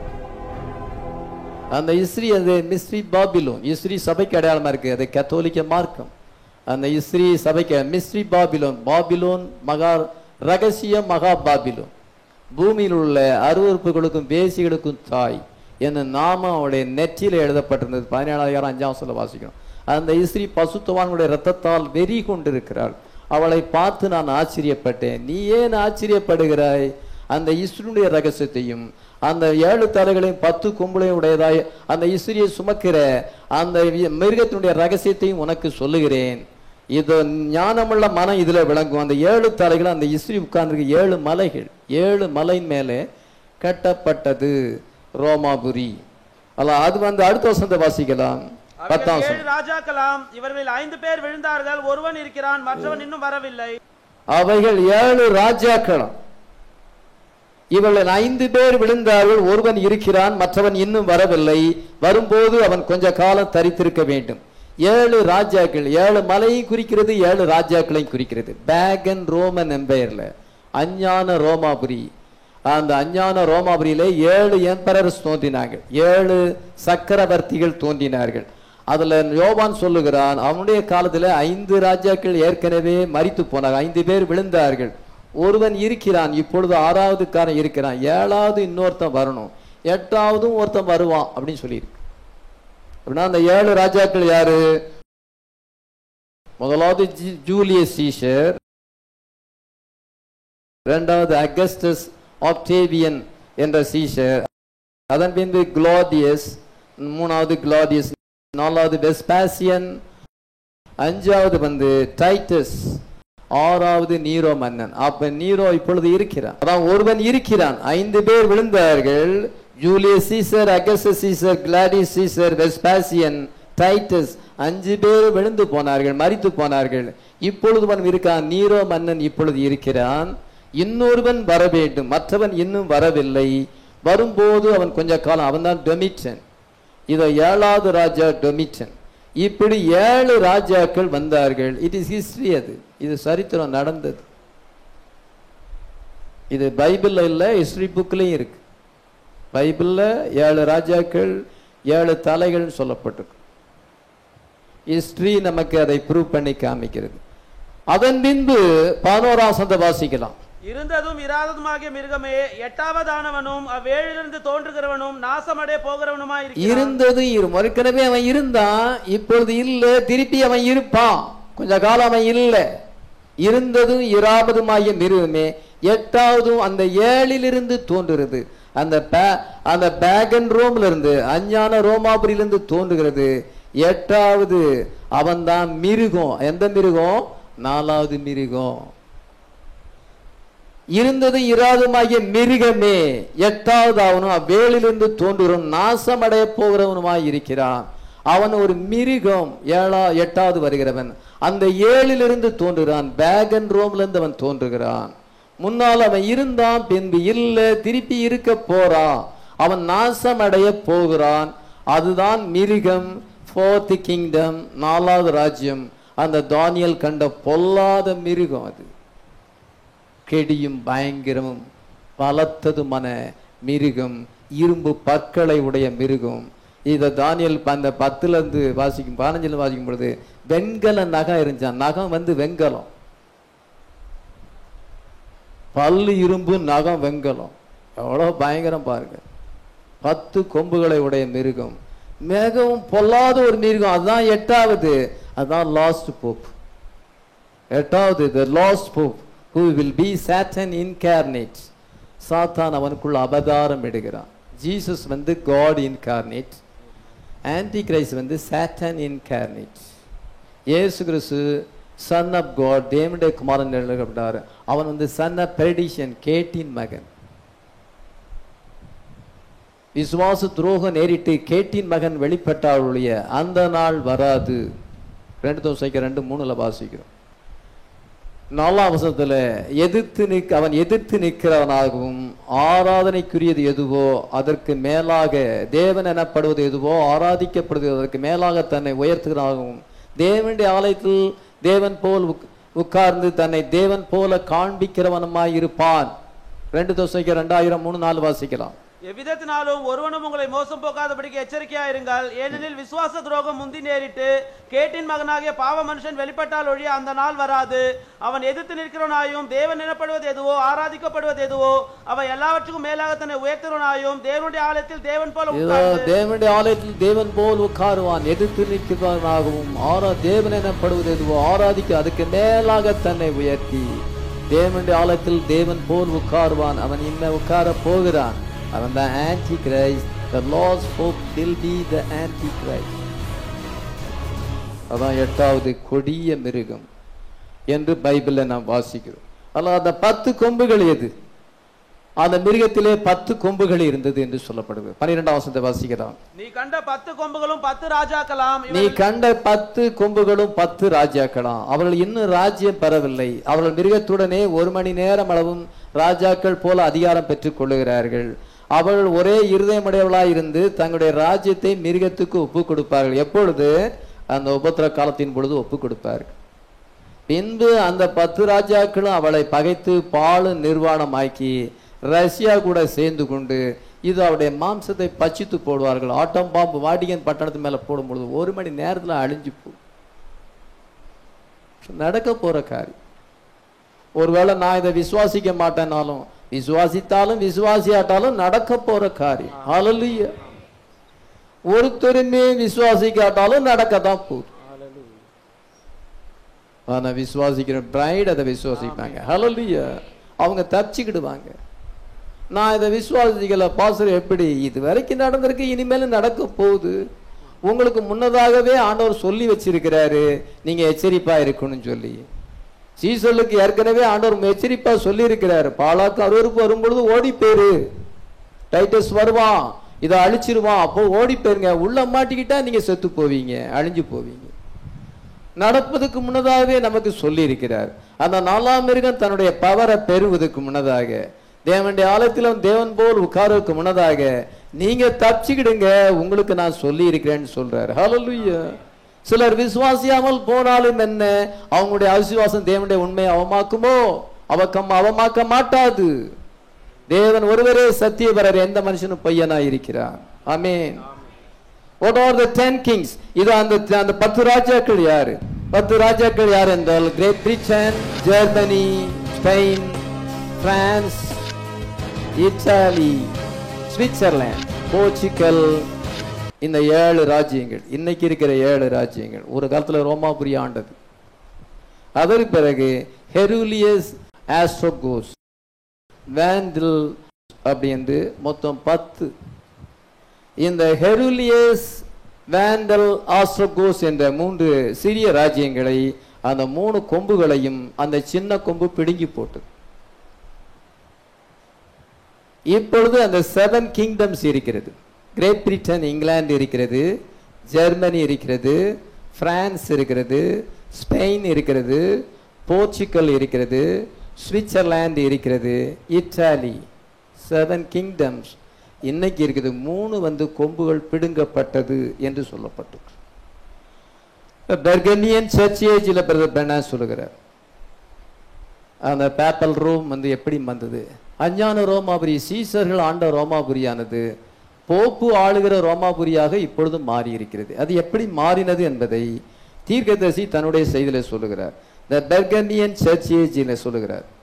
How did Pergamus become the seat of Satan's Babylon seat? அந்த பாபிலோன்ல சாத்தானுடைய சிங்காசனம் இருந்தது, எப்படி பெர்கமுக்கு அந்த சிங்காசனம் வந்தது? How did Pergamus become the seat of Satan if Babylon was the seat? Babylon தானே பிசாசுடைய சிங்காசனம், அங்கதானே இருக்கிறது. அது எப்படி பெர்கமு வந்தது அப்படின்னு சொல்லும் பொழுது அந்த பெர்கமு சாத்தான் சிங்காசனம் இருக்கிற இடமாக மாறினது.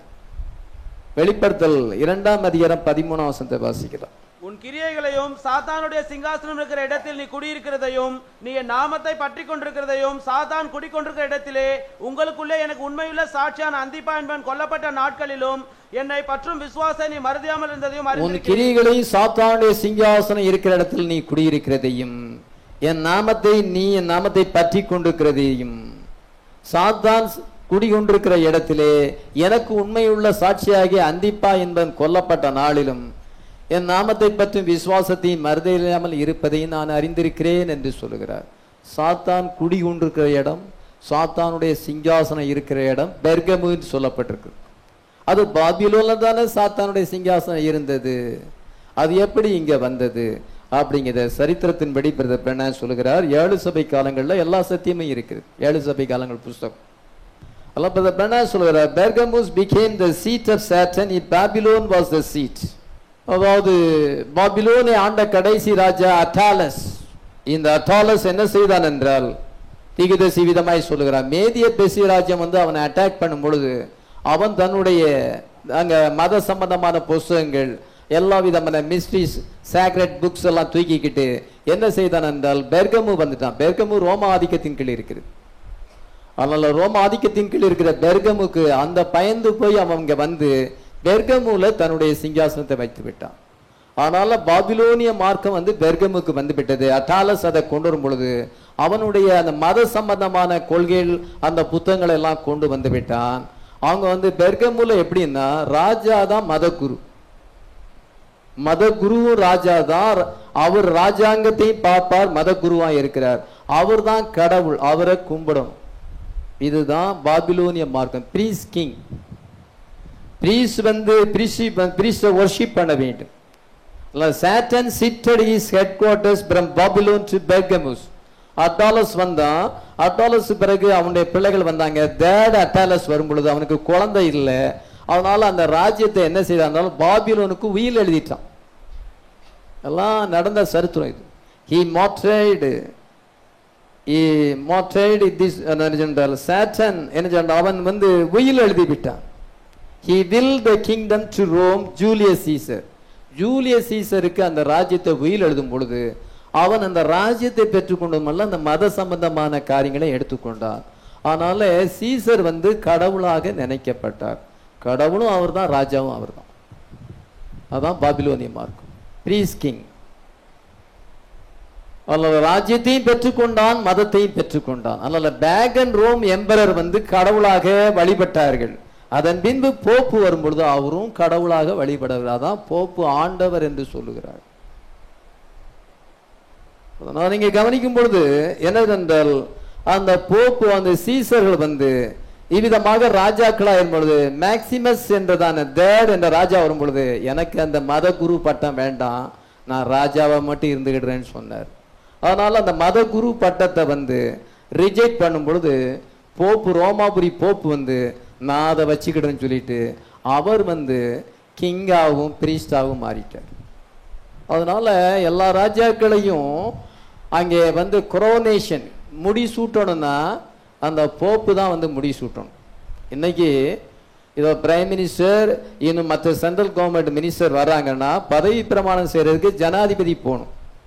ஜனாதிபதி தான் இருக்கிறதுல உயர்ந்த பதவி. பிரைம் மினிஸ்டர் காட்டில் உயர்ந்த பதவி அவர் தான். பவர் டம்மியா இருக்கு.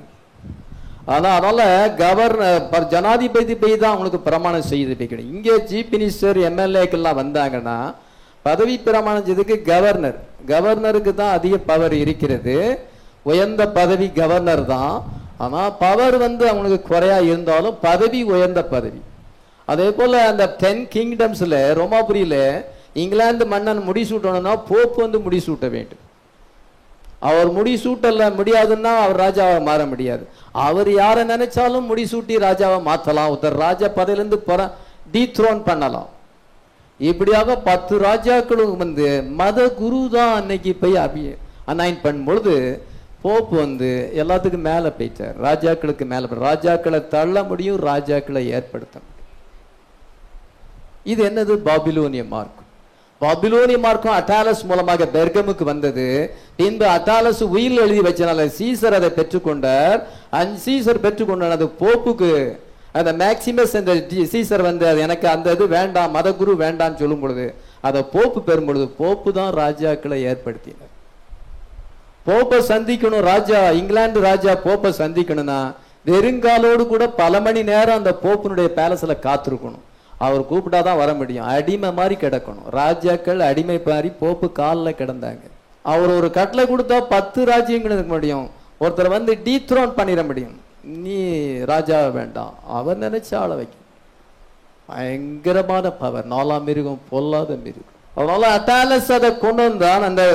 அந்த விதமான மத சம்பந்தமான காரியங்களை கொண்டு வரும் பொழுது பாபிலோனிய ரோமாபுரி அந்த ரோமாபுரி அதை பெற்றுக்கொண்டது. இதை போப்பு அதை பெற்றுக்கொண்டார். போப்பு வந்து 10 ராஜ்யங்கள் மேல ஆளுகை செய்தார்.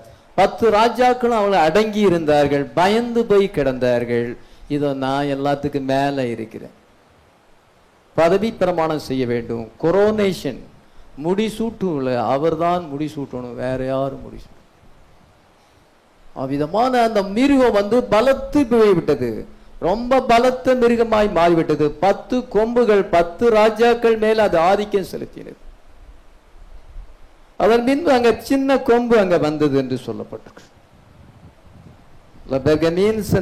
பெர்கமூஸ் என்று சொல்லும் பொழுது சொல்லுகிறார், பெர்கமூஸ் மீன்ஸ் மேரீட், விவாகம் செய்வது என்று அர்த்தமா. மதமும் அரசியலும் விவாகம் செய்தது. மதம் தனியாக இருக்க வேண்டும், அரசியல் தனியாக இருக்க வேண்டும். அதனால என்ன சென்றால் பெர்கமூஸ் என்றால் 3வது அந்த முத்திரையின் காலத்தில் நீங்க வந்து என்ன சென்றால் அந்த சபையின் காலம், பெர்கமூஸ் சபையின் காலம், தரவுலி மேரீடு. இதை என்ன செய்தால் அங்க அரசியலும் மதமும் விவாகம் செய்து கொண்டது. கத்தோலிக்க மார்க்கமும் ஏதோ அரசாங்கமும் விவாகம் செய்து கொண்டும் பொழுது ஆகாப் வந்து ஏசபேலை விவாகம் செய்தான். 1 ராஜாக்கள் 16:31-32 வாசிக்கும் பொழுது ஆகாப் வந்து இசபேலின் ராஜா, அவன் ராஜாவா இருந்தான். சீதோனின் ராஜாவுடைய குமாரத்தியாகிய ஏக்பாலின் குமாரத்தியாகிய ஏசபேலை விவாகம் செய்யும் பொழுது ஸ்டேட் அண்ட் ரிலிஜன் மேரீட். அவள் வந்து என்ன சென்றால் அந்த சீதோன் நாட்டில் இருந்த விக்கிரகம் பாகால் அசுரோத்தை கொண்டு பாகாலுக்கு பெரிய ஆலயத்தை அங்க என்ன சென்றால் அங்க ஆகாப் கட்டினான். அதே போல ஸ்டேட் அண்ட் ரிலிஜன் விவாகம் செய்து கொள்ளும் பொழுது பெரிய பெரிய தேவாலயங்களை கட்ட ஆரம்பித்தார்கள். கத்தோலிக்க சர்ச்சை கட்ட ஆரம்பித்தார்கள். அஞ்ஞான ரோமாயுது, மாதாவை வழிபடுவது, ஊதுபத்தி கொளுத்துவது, ஜபமாலை எண்ணுவது, பெனன்ஸ் தங்களை சரீரமாக ஒப்பு கொடுவது, துறவிகளாக மாறுவது, எல்லா விதமான பாபிலோனிய காரியங்கள் அந்த அட்டாலஸ் மூலமா வந்த பாபிலோனிய காரியங்கள் எல்லாமே வந்தது. அரசாங்க செலவிலே பெரிய பெரிய ஆலயங்கள் கட்டி இதோ என்ன சென்றால் அதெல்லாமே அஞ்ஞான மார்க்கமாய் மாறிவிட்டது. தேத்தீரன் சர்ச் ஏஜில் I have married Jezebel. He allowed her to take the state money and erected 2 huge houses for worship of Ashereth and Baal. Ahab வந்து ஏசபேலை விவாகம் செய்த பொழுது அவன் அரசாங்க செலவிலே இது அசுரோத்துக்கும் பாகாலுக்கும் அவன் ஆலயத்தை கட்டினது போல Constantine and the church married. Constantine ரோம சக்கரவர்த்தி இதோ என்ன சென்றால் அந்த விவாகத்தை மதத்தை விவாகம் செய்யும் பொழுது என்ன ஏற்பட்டது என்றால் இது அங்க மேரேஜ் அங்க நடந்தது. விவாகமும் அந்த இது மதமும் அரசியலும் சேர்ந்தது. எப்பொழுது சேர்ந்தது? சரித்திர குறிப்புல பார்க்கும் பொழுது ரோம் became Babel Rome. போப்புவின் ரோமாபுரியா மாறுது. on அக்டோபர் 28, 312 அக்டோபர் மாசம் 28ஆம் தேதி 312ஆம் வருஷம் when Constantine exchanged eagle for the grass. ரோம சின்னம் வந்து கழுகு, அதனால கழுக வந்து கிராஸா மாத்திட்டான், சிலுவையாக மாத்தி விட்டான். அதனால கான்ஸ்டான்டைன் அந்த இணைப்பை கொண்டு வந்தான். அந்த இணைப்பை கொண்டு வரும் பொழுது பின்பு போப்பு அதனுடைய தலைவராக மாறினார். இதை என்ன செய்தால் ஸ்டேட் அண்ட் ரிலிஜன் மேரீடு, இதை 2 விவாகம் செய்து கொண்டது. அக்டோபர் மாசம் 28ஆம் தேதி 312ஆம் வருஷம் அந்த இணைப்பு ஏற்பட்டது. அப்பொழுது பெரிய பெரிய தேவாலயங்கள் கட்டப்பட்டது. ஏன் கான்ஸ்டான்டைன் அப்படி மாறினான் என்று உங்களுக்கு தெரியும். அல்ல கான்ஸ்டான்டைன் யுத்தத்துக்கு போகும் பொழுது அவனுக்கு வந்து சிலுவை சின்னங்க தரிசனம் கிடைத்தது. அதனால அந்த அர்ஜென்டல் தன்னுடைய ஈட்டியில எல்லாம் சிலுவை சின்னத்தை ஒயிட் கிராஸை போட்டு by this sign you will conquer என்று சொல்லப்பட்டபடி அவன் யுத்தத்துக்கு போனான், ஜெயத்தையும் பெற்றான். By this you will conquer. So he gets his soldiers up in the middle of the night நடுராத்திரியிலேயே. and paints on their shield a white cross and he did conquer. அவன் எல்லா ராஜ்யங்களையும் கைப்பற்றினான். காரணம் இந்த சிலுவையினால் தான். அதனால ஈகிளை எடுத்து போட்டு சிலுவையை வச்சான். அங்கே விவாகம் ஏற்பட்டது. அரசியலும் மதமும் கலந்தது. நம்முடைய தேசத்திலும் இப்பொழுது அப்படிதான் கலந்திருக்கிறது. அதனால்தான் கிறிஸ்தவர்களுக்கு ஆபத்து ஏற்பட்டிருக்கிறது. ஆனாலும் பசுத்தாவியானவர் எல்லா வல்லமைகளையும் ஸ்டாப் பண்ணி வச்சிருக்கிறார். எத்தனை பேர் விசுவாசிக்கிறோம்? பசுத்தா எடுத்துக்கொள்ளப்பட்ட பின்பு அது நிலைமை மேற மாதிரி மாறும். அதனால பாருங்க, நாமினல் கிறிஸ்டியன்ஸ் எல்லாமே சேர்ந்தாங்க. பைபிள்ல குழப்பம் இருக்கிறது என்று நிசாயா என்ற இடத்திலே 325 வருஷம் கான்ஸ்டன்டைன் அங்கே ஒரு கூட்டத்தை கூட்டி அந்த பேர் கிறிஸ்தவர்களாம் கூடினார்கள். உண்மையான கிறிஸ்தவனுக்கு அங்கே இடம் இல்லை. இது அவங்க தேவத்துவத்தை குறித்து கேள்வி கேட்டார்கள்.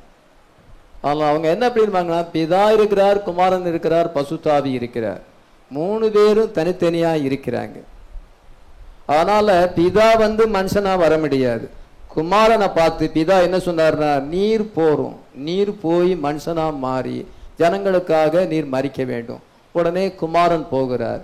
குமாரன் போய் முடிச்சு வேலையை முடிச்சு உயிர்த்தெழுந்து 40 நாள்ல அவர் தன்னுடைய இடத்துக்கு வந்திருந்தார். இப்பொழுது 3வது ஆள் பசுத்தாவினரை பார்த்து, நீர் போகும் உம்முடைய வேலையின் மேல். ஆனால் நீர் போய் என்ன செய்ய வேண்டும் என்றால் ஜனங்களை ஆயத்தப்படுத்தணும். இப்பொழுது பசுத்தாவியானவர் வந்திருக்கிறார். நிசாயாவில் அந்த தீர்மானம் எடுக்கப்படும். 3 பர்சன் இருக்கிறாங்க. பிதா எல்லாத்தையுமே உண்டாக்கினார். குமாரன் ரட்சகர். இவர் அவரை அனுப்பினார். அவர் மனுஷனா மரிச்சு அவர் வேலையை முடிச்ச பிறகு இப்பொழுது பசுத்தாவியானவர் வந்திருக்கிறார். இதுதான் திருத்துவம் இங்க உபதேசம். ஆனால் நம்ம ட்ரூ பிலீவர்ஸ் ஒன் காடை பிலீவ் பண்றாங்க. எத்தனை பேர் நம்ம ஒன் காடை பிலீவ் பண்றோம்? தேவன் ஒருவரே. ஹல்லேலூயா. இஸ்ரவேலே கேள், உன் தேவன் ஒருவரே. அதனால மாஸ், வீனஸ், ஜூபிட்டர் என்று பாபிலோனியர்கள் அங்கே வழிபடுகிறார்கள். அந்த பாபிலோனிய மார்க்கம் தான் ரோம மார்க்கம். ரோம மார்க்கம் தான் ரோமன் கத்தோலிக்க மார்க்கம். அதுதான் இன்னைக்கு இருக்க திருத்துவம். Mass, Venus, Jupiter. அதனால பாருங்க என்ன செய்யணும்னா, அந்த 3 God worship, அல்ல பிதா குமாரன் பசுத்தாவி, mass, Venus, Jupiter, 1 in 3 3 in 1 அப்படிங்க கொள்கை அங்கே ஏற்படுத்தும் பொழுது அங்கே என்ன செய்தால் 3 ஜனங்கள், அதாவது ஹெருலி, ஆஸ்ட்ரோகோத், வேண்டல்ஸ், இந்த 3 கொம்புகள் என்ன செய்யுதுன்னா, நாங்க அதை விசுவாசிக்கல. Jesus is creator. ஹல்லேலூயா. இயேசு சிருஷ்டிகர். அல்ல pre-existence of Jesus. Theology இப்படி ப்ரீ எக்ஸிஸ்டன்ஸ் ஆஃப் ஜீசஸ் என்று அவங்க சொல்லும் பொழுது அந்த நீங்க எங்க கொள்கையை விசுவாசிக்கல, பிடிங்க, வேரோட பிடிங்க. ஹல்லேலூயா. அந்த இனத்தையே அழிச்சு போடுவோம். கம்ப்ளீட்டா ஒருத்தர் விடாம அவ்வளவு அழிச்சு போட்டு.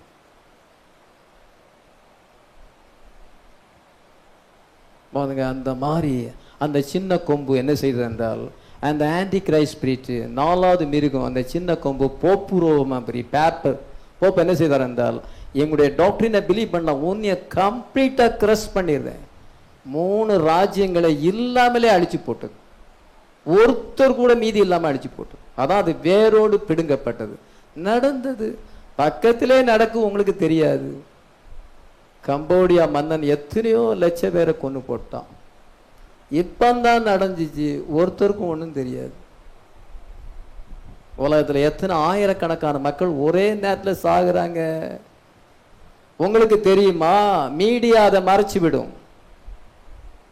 அதனால பாருங்க என்ன செய்தால், இதை என்ன சென்றால் அங்க அந்த திருத்துவ பிரமாணத்தை விசுவாசி அவர்கள் கொலை செய்யப்பட்டார்கள். இன்னைக்கு என்னன்னா எல்லாமே திருத்துவம் தான். நம்ம தான் ஒன் காடை பிலீவ் பண்றோம். எத்தனை பேர் ஒன் காடை பிலீவ் பண்றோம்? அன்னைக்கு ஒன் காடை பிலீவ் பண்றவங்க கொல்லப்பட்டார்கள். நம்ம காட் ஹெட்ல 3 பர்சன் இருக்கிறாங்கன்னு நம்ம விசுவாசிக்கல. அவங்க 3 பர்சன் இருக்கிறான்னு சொல்லி தான் பிதா குமாரன் பசுத்தாவி நாமல ஞானசானம். யார் யார் பிதா குமாரன் பசுத்தாவி நாமத்துல ஞானசானம் பெற்றிருக்கிறாங்களோ அவங்க மறுபடியும் இயேசு கிறிஸ்து நாமத்துல ஞானசானம் பெறணும். ஹல்லேலூயா. எந்த பாஸ்டர் பிதா குமாரன் பசுத்தாவினால ஞானசானம் கொடுக்கிறாரோ அவருக்கு பின்னால ஈவில் ஸ்பிரிட் இருக்குது, 4ஆம் மிருகத்தினுடைய ஆவி இருக்குது, அந்த சின்ன கொம்பினுடைய ஆவி இருக்கிறது. அது மற்றதை பிடுங்கி போடும். பொல்லாத ஆவி இருக்கிறது. இயேசு கிறிஸ்துவின் நாமத்தில் ஞானசானம் போடும் பொழுது அதுக்கு பின்னால பசுத்தாவியானவர் இருக்கிறார். ஹல்லேலூயா. நீங்கள் மனம் திரும்பி ஒவ்வொருவரும் பாவமன்னிப்புகின்ற இயேசு கிறிஸ்து நாமத்தில் ஞானசானம் பெற்றீங்களோ அப்பொழுது பசுத்தாவின் வரத்தை பெறுவீர்கள். எப்படி பாசு சொல்றீங்க? நம்ம ஏதாவது டாக்டரினை போதிக்கிறோமா? இல்லை, இது டாக்டரின் வேர்ட் ஆஃப் காட். ஹல்லேலூயா. அது டாக்டரின் திருத்துவங்க. பைபிள்ல திருத்துவங்க வார்த்தை கிடையாது. அதில் 3 பேர் இருக்கிறாங்க. இதோ ஒருத்தர் அனுப்புனாங்க, இவங்க போயிட்டு இன்னொருத்தர் அனுப்புனாங்க. பிதா ரொம்ப ஓல்டா இருக்கிறார், தலைலாம் வெள்ளை முடி, தாடிலாம் வெள்ளையா இருக்கிறாரு. இதோ இயேசு கிறிஸ்து எங்க இருக்கிறாரு, பசுத்தாயினார் ஒரு வேலைக்காரன் போல இருக்கிறாரு இப்படின்னு அவங்க சித்தரிச்சிருக்கிறாங்க. நம்ம அப்படி இல்லை. God என்ன சொன்னால் only one God. God is spirit. Hallelujah. அவர் டிஃபரண்ட் மேனிஃபெஸ்டேஷன் பண்ணுகிறார். அவர் தேவதூதனமராக ஆபிரகாமுக்கு ஆபிரகாமே அவனை பிள்ளையாள கையப்படாத வேர்ட் ஃபார்மாக தியோபனியா வந்தார். அதே ஆண்டவர் தான் மாம்சத்துல வந்தார். Hallelujah. God manifested in flesh. மரியாளினுடைய கற்பத்திலே தனக்கென்று ஒரு சரீரத்தை உண்டாக்கி அவர் மாம்சத்துல இருந்து அவர் வார்த்தையா இருந்தார், மாம்சத்துல வந்தார். Hallelujah. அவரே பசுத்தாவியாக நமக்குள்ள இருக்கிறார். Hallelujah. எத்தனை விசுவாசிக்கிறோம்? ஒருத்தர் இன்னொருத்தர் அனுப்புறதில்ல, அவரே வந்தார். Hallelujah.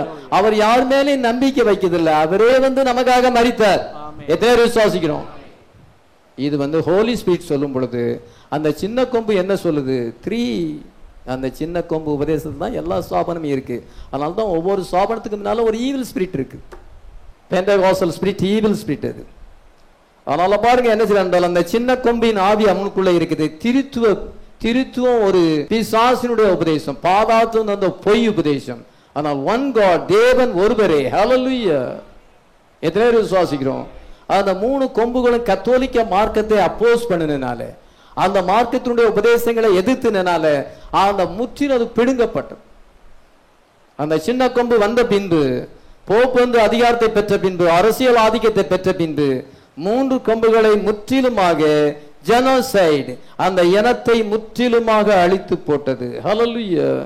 Political, religious, demonic power get behind the cross.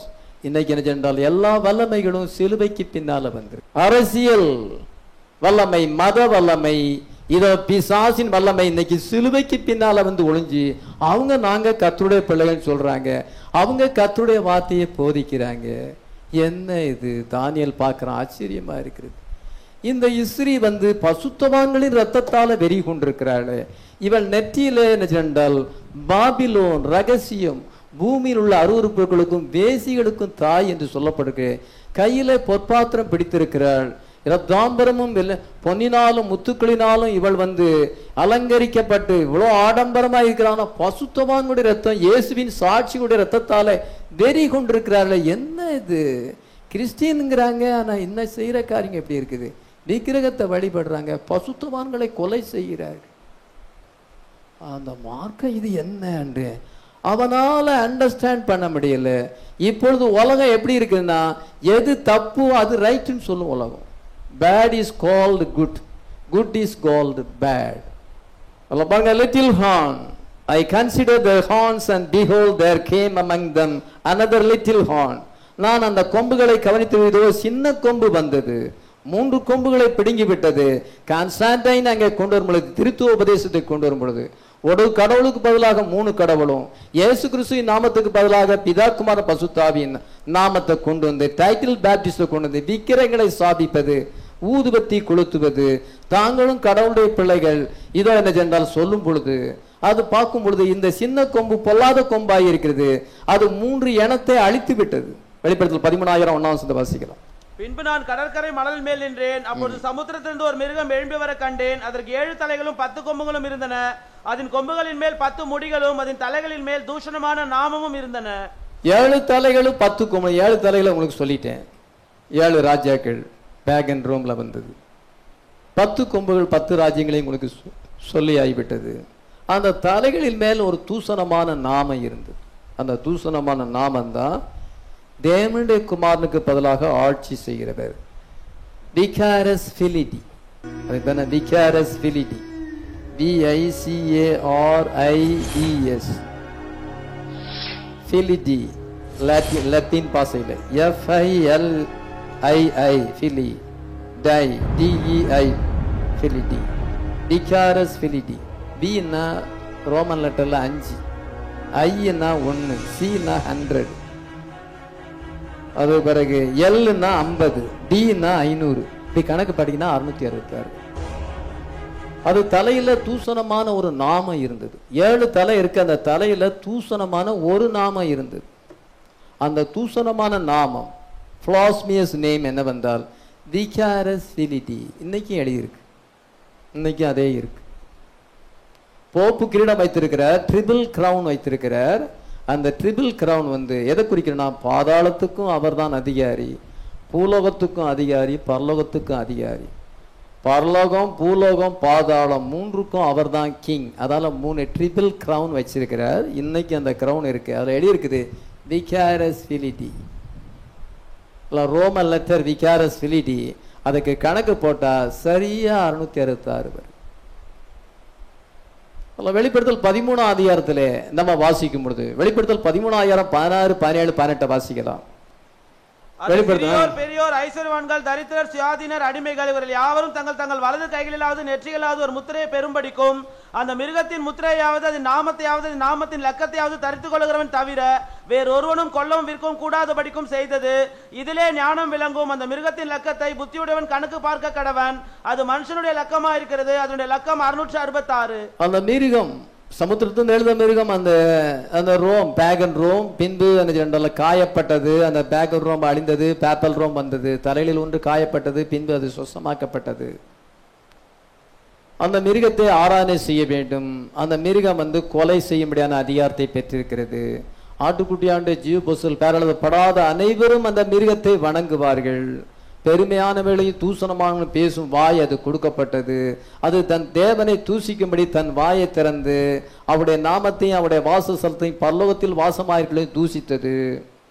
42 மாதம் யுத்தம் பண்ணும்பதுக்கு அது அதிகாரம் கொடுக்கப்பட்டது. பசுத்தவான்களோடு யுத்தம் பண்ணி அவளை ஜெயிப்பதற்கு அதிகாரம் கொடுக்கப்பட்டது. அல்லாமல் ஒவ்வொரு கோத்திரத்தார் மேலும் பாசைக்காரர் மேலும் ஜாதிகள் மேலும் அதுக்கு அதிகாரம் கொடுக்கப்பட்டது. ஆட்டுக்குட்டியினுடைய அடிக்கப்பட்ட ஆட்டுக்குட்டியை ஜீவ புசல் பேரப்படுவார் அனைவரும் அந்த மிருகத்தை வணங்குவார்கள். கேட்கறதுக்கு காதுடன் கேட்க கடவன். சிறைப்படுத்தி கொண்டு போவன் சிறைப்பட்டு போவான். பட்டயத்தினாலே கொல்லுகிறவன் பட்டயத்தினாலே கொல்லப்படுவான். பசுத்தானுடைய பொறுமையும் விசுவாசமையும் இதிலே விளங்கும். அதன் பின்பு என்ன என்றால், இதோ பூமியிலிருந்து ஒரு மிருகம் எழும்பி வந்தது. ஆட்டுக்குட்டிக்கு ஒப்பாக 2 கொம்புகளை உடையதா இருந்தது. வலுசற்பத்தை போல பேசினது. அந்த மிருகம் என்ன சொன்னது?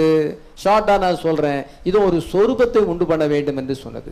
அந்த பட்டயத்தினாலே காயப்பட்டு பிழைத்த ஒரு மிருகத்துக்கு சொரூபம் உண்டு. அந்த சொரூபம் பேசத்தக்கதாகவும் அந்த சொரூபத்தை மிருகத்தின் சொரூபத்தை வணங்காத அனைவரையும் கொலை செய்யும்படியாகவும் அதுக்கு ஆவி அருளும்படி அதுக்கு சத்துவம் கொடுக்கப்பட்டது.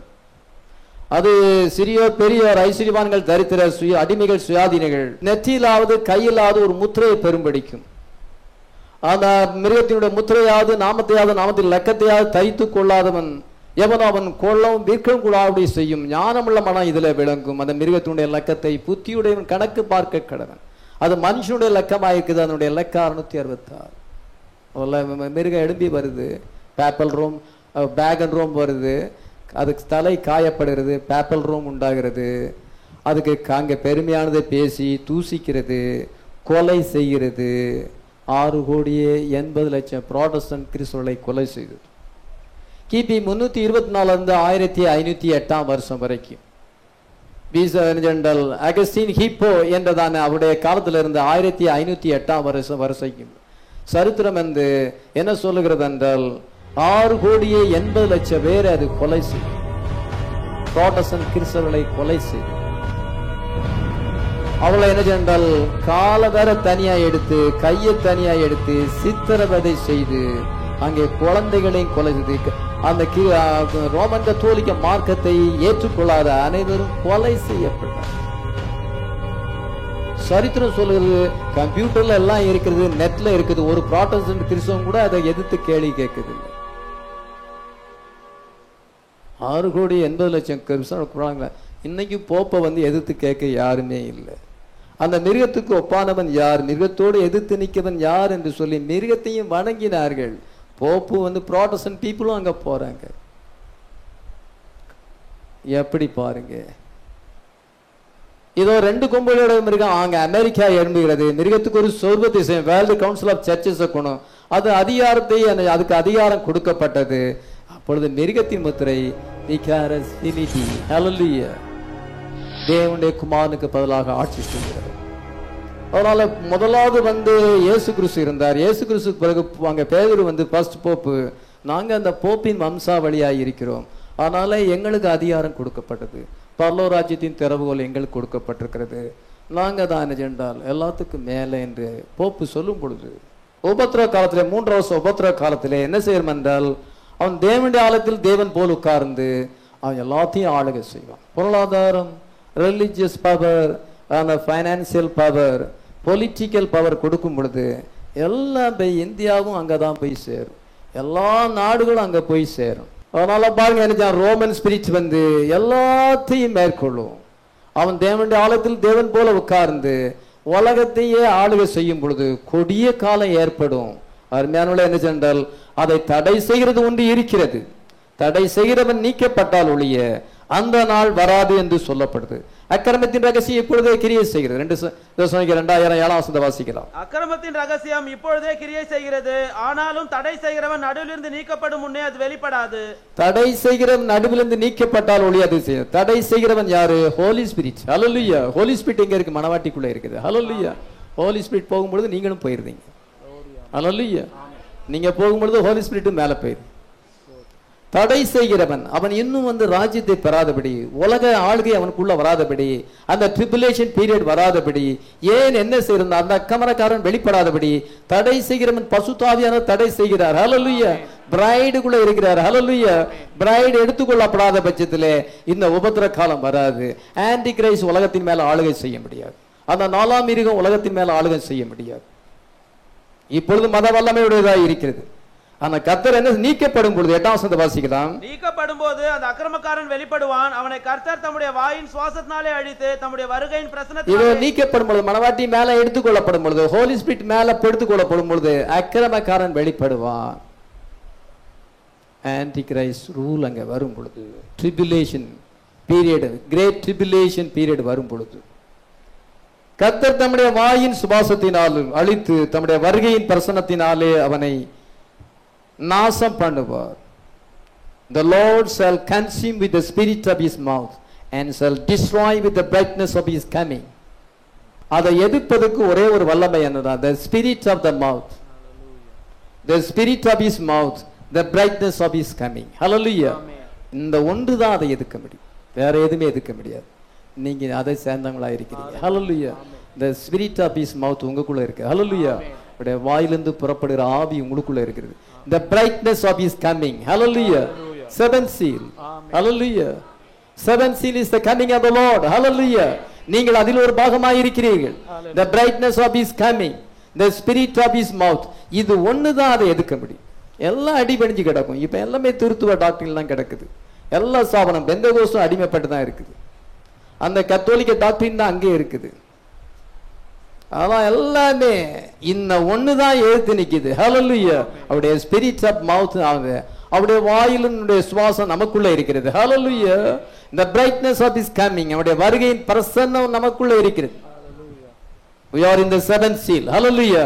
இந்த ஒண்ணு மட்டும் தான் அதுக்கு எழுத்து நிக்க முடியும், மற்ற எதுவும் எழுத்து நிக்க முடியாது. நம்ம we are overcomers. ஹல்லேலூயா.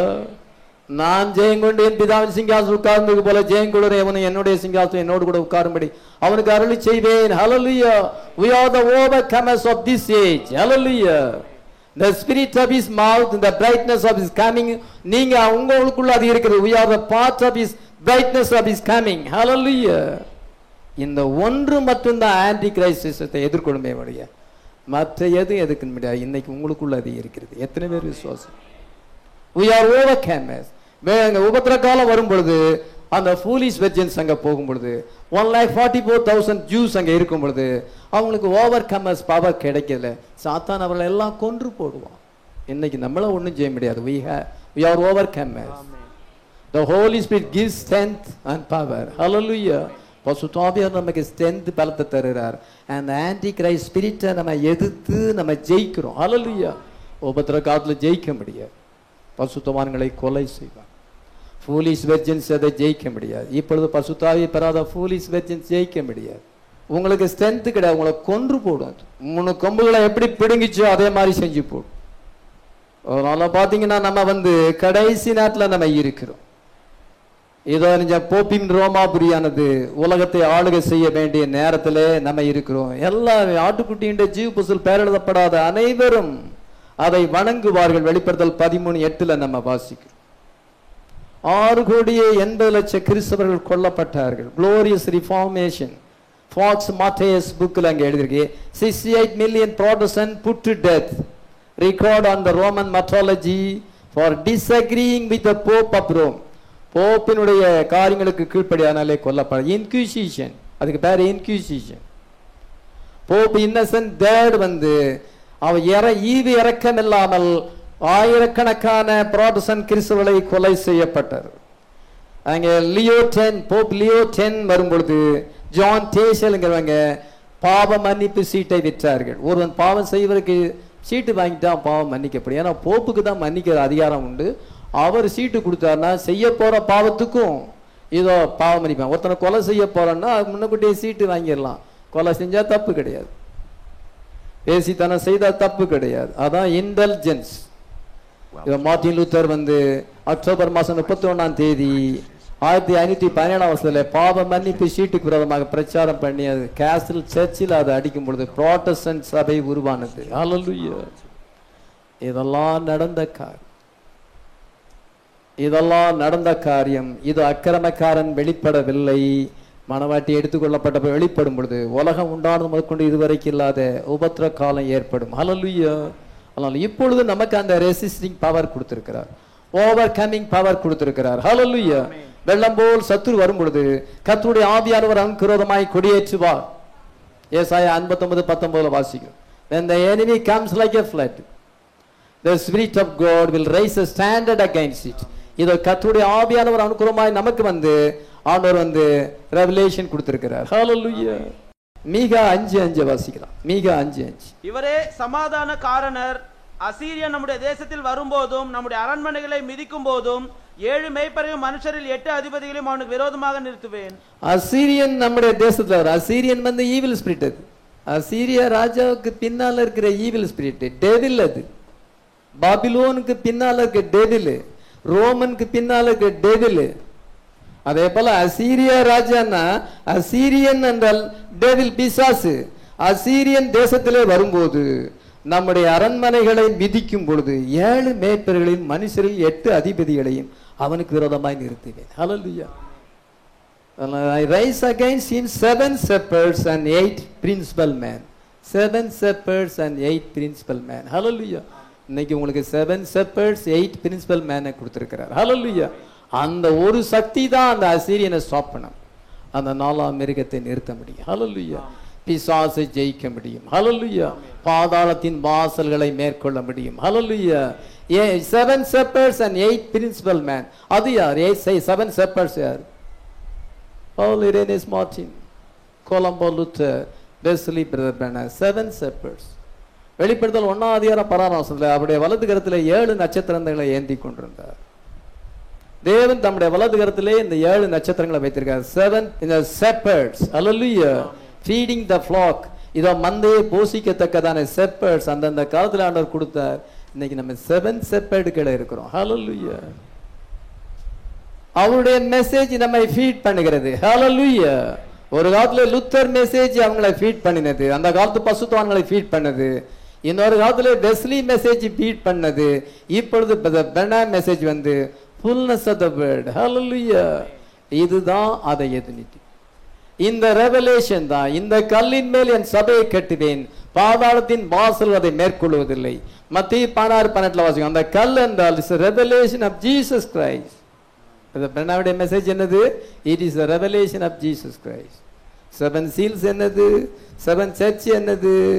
எல்லாமே the revelation of Jesus Christ. Hallelujah. இதோ 7 shepherds நமக்கு தந்திருக்கிறார். ஹல்லேலூயா. அது மாத்திரமல்ல 8 principal man. Who are the 8 principal men? 8 அதிபதிகள் என்று சொல்லப்படும். புதிய ஏற்பாடை கவனிக்கும் பொழுது 8 பேர் எழுதியிருக்கிறாங்க. மத்தேயு, மார்க், லூக்கா. லூக்கா அப்போஸ்தலர் நடபடிகள் எழுதியிருக்கிறார். அப்போஸ்தலர் நடபடிகள் லூக்கா எழுதியிருக்கிறார். அதுக்கு பிறகு யோவான் சுவிசேஷம், 3 யோவான் நிருபங்கள், வெளிப்படுத்தின விசேஷம், இதெல்லாம் யோவான் எழுதியிருக்கிறார். 5வது என்னன்னா இதோ பரிசுத்த பவுல் எழுதியிருக்கிறார். அதில் பரிசுத்த பவுல் ரோமாபுரியாருக்கு நிருபம், 1 கொரிந்தியர், 2 கொரிந்தியர், கலாத்தியர், எபேசியர், பிலிப்பியர், கொலோசியர் 1 Thessalonians 2 Thessalonians 1 Timothy 2 Timothy Titus Philemon Hebrews இதெல்லாம் பவுல் எழுதியிருக்கிறார். அதுக்கு பிறகு 6 வந்து இதை யாக்கோபு, அதன் பின்பு பேதுரு, அதுக்கு மேலே யூதா. 8க்கு மேலே கிடையாது. புதிய ஏற்பாடு 8 பேர் எழுதியிருக்கிறாங்க. 27 புஸ்தகங்களை வந்து 8 பிரின்சிபல் மேன் கொடுத்துருக்கிறார். ஹல்லேலூயா. நல்லா படிங்க, read the Bible and pray. அவன் மத்தியிலிருந்து வெளிப்படுத்தல் வரைக்கும் 8 பேர் எழுதியிருக்கிறாங்க.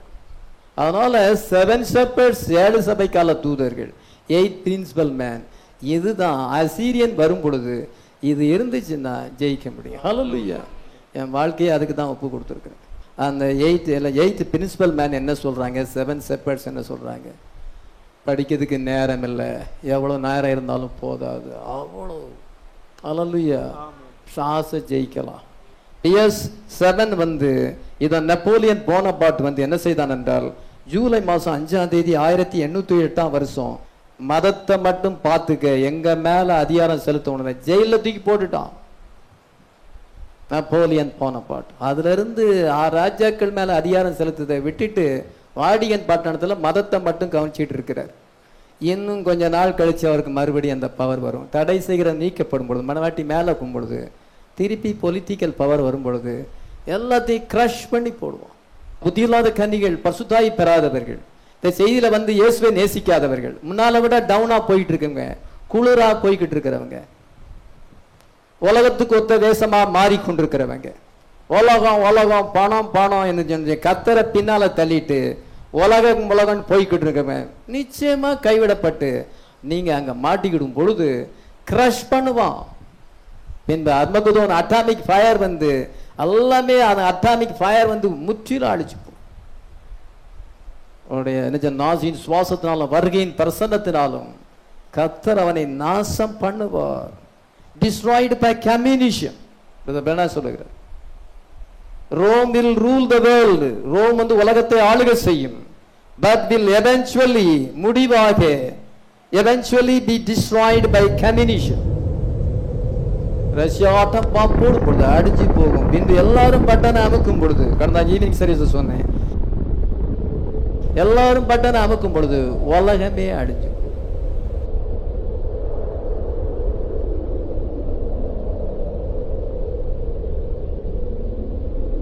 தப்பித்துக்கொள்ள இன்னைக்கு ஆண்டவர் வந்து என்ன கொடுத்திருக்கிறார், 7 shepherds 8 principal men. ஹல்லேலூயா.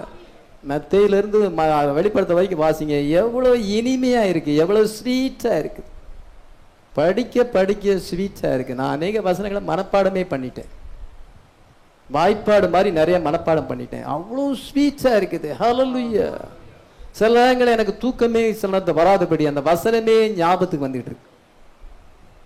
ரொம்ப அதிக வசனம் என்றால் இங்க லோடு ஏற்றிட்டேன், அது அப்படியே ரிமைண்டிங் ஆகிட்டே இருக்கு. ஹல்லேலூயா. கர்த்தர் என்னைக்கு வருவாரோ. ஹல்லேலூயா. இதை நம்ம இயற்கையை அனுபவிக்கிறோம். நல்ல சூரிய வெளிச்சம், நல்ல தண்ணீர், நல்ல ஆகாரம், இதை எல்லாத்தையும் கர்த்தர் நமக்கு கிருபையா தந்திருக்கிறார். ஹல்லேலூயா. நேச்சரை நம்ம என்ஜாய் பண்றோம், மனைவி பிள்ளைகள் பேர பிள்ளைகளை தந்திருக்கிறார், என்ஜாய் பண்ணுகிறோம். ஆனாலும் ஒரு நாள் கூட இதுல இருக்க மனசு இயேசுவை நேசிக்கிறோம். ஹல்லேலூயா. அவர் எப்பொழுது வருவார், அவரை சந்திக்கணும். அந்த நாள் நல்ல நாள், பாக்கிய நாள், அதுக்காக காத்து கொடுவேன். ரியல் ஹோலி கோஸ்ட் பீப்புள் அப்படிதான் நினைப்பாங்க. இங்க எல்லாமே இருந்தாலும், இங்க மனைவி பிள்ளைகள் ஃபேமிலி என்ஜாய் பண்ணினாலும், நம்முடைய குடும்பத்தோடு என்ஜாய் பண்ணுவோம், இயற்கையை என்ஜாய் பண்ணுவோம். ஆண்டவர் இயற்கையா எல்லாத்தையும் சிருஷ்டித்திருக்கிறார், எல்லாத்தையும் நம்ம அனுபவிக்கிறோம், கிரியேஷனை அனுபவிக்கிறோம். இருந்தாலும் இது நமக்கு திருப்தி தரல. இயேசுவை நாம் காண வேண்டும். இதோ நம்ம வந்து அங்கே போகணும். ஹல்லேலூயா. தடை செய்கிறவன் நீக்கப்பட நம்ம மேல போகணும். உலகம் வந்து என்ன சென்றால் மேல போனோம்னா பூம், என்ன ஈவில் ஸ்பிரிட் அப்படியே வந்து அந்த அக்கிரமக்காரன் வெளிப்பட்டுருவான். தடை செய்கிறது இந்த பிரைடு தான். இந்த பிரைடு போன உடனே உலகம் அக்கிரமம் பயங்கரம், அவ்வளவு ஸ்பிரிட் அங்கே ஈவில் ஸ்பிரிட் வந்து அப்படியே வந்து உலகத்தை ஆடு அம்பிக்கி கொள்ளும். நீங்கள் அதை சிக்கிக்கொள்ளாததுக்காக கர்த்தர் 7 shepherds 8 principal men மீகா 5:5 அனுப்பியிருக்கிறேன். நீங்க அதை நேசிக்கிறீங்களா? நீங்க அதை நேசிக்கிறீங்களா? நான் அதை நேசிக்கிறேன். அது எனக்கு அதிக இன்பத்தை தருகிறது. ஹல்லேலூயா. அதிக வாஞ்சியை தருகிற எவ்வளவு அந்த வசனங்கள் இனிமையா இருக்குது. இது போல புஸ்தகம் உலகத்துல உண்டா? எந்த மத புஸ்தகம் உண்டு? என்ன வார்த்தை இருக்கிறது? ஒண்டர்ஃபுல் மெசேஜ் எவ்வளவு அருமையான செய்தி கொடுத்திருக்கிறார். என்ன அருமையா இருக்கிறது. இது என்னை வருகைக்கு ஆயத்தப்படும். அதுல டம்மியா போயிட்டே இருந்தீங்கன்னா ஈவினிங் சர்வீஸ் வர மனசு இல்லை, பாசிங் பிரேயருக்கு வர மனசு இல்லை, எதுக்குமே உடம்பு வலிக்குது, வேலை வேலைன்னா அங்க போக முடியாது. ஈவில் ஸ்பிரிட் உங்களை மேற்கொள்ளுமே. இயேசுவை நம்ம நேசித்தால், அவருடைய வார்த்தைக்கு சப்மிட் பண்ணால், ஒரு வார்த்தையை நேசித்தால் எவ்வளவு ஆசீர்வாதம் இருக்குது. ஹல்லேலூயா. இங்கேயும் ஆசீர்வாதம், அங்கேயும் ஆசீர்வாதம். இங்கேயும் அந்த ஆன்டி கிரைஸ்ட் ஸ்பிரிட்டை நீங்க ஜெயிக்க முடியும். ஹல்லேலூயா. இதோ நம்ம ஒருத்தர் தான் அந்த பவர் இருக்கிறது. எல்லா ஆன்டி கிரைஸ்டுக்கு அடிமையாவாங்க. பொலிட்டிக்கல் பீப்புள் அடிமையாவாங்க, ரிலிஜியஸ் பீப்புள் அடிமையாவாங்க, அடிமைகள் சுயாதீனர் எல்லாருமே முத்திரையை தரித்துக் கொள்ளும். நம்ம தரித்துக் கொள்ள முடியாது. Hallelujah. We have the overcoming power. Hallelujah. We are longing for Jesus. Hallelujah. இயேசுவுக்காக காத்திருக்கோம். We are longing for that day. Hallelujah. உலக பிரம்மாண்டம் நமக்கு எல்லாம் கொடுத்தாலும் கூட நம்ம அதை இதுல திருப்தி இல்லை, இதை நம்ம அனுபவிக்கிறோம். ஆனாலும் we are longing for that day, the coming of the Lord Jesus Christ. எத்தனை பேர் விசுவாசிக்கிறோம்? நம்ம எல்லாரும் மனங்கள் படிக்கலாம்.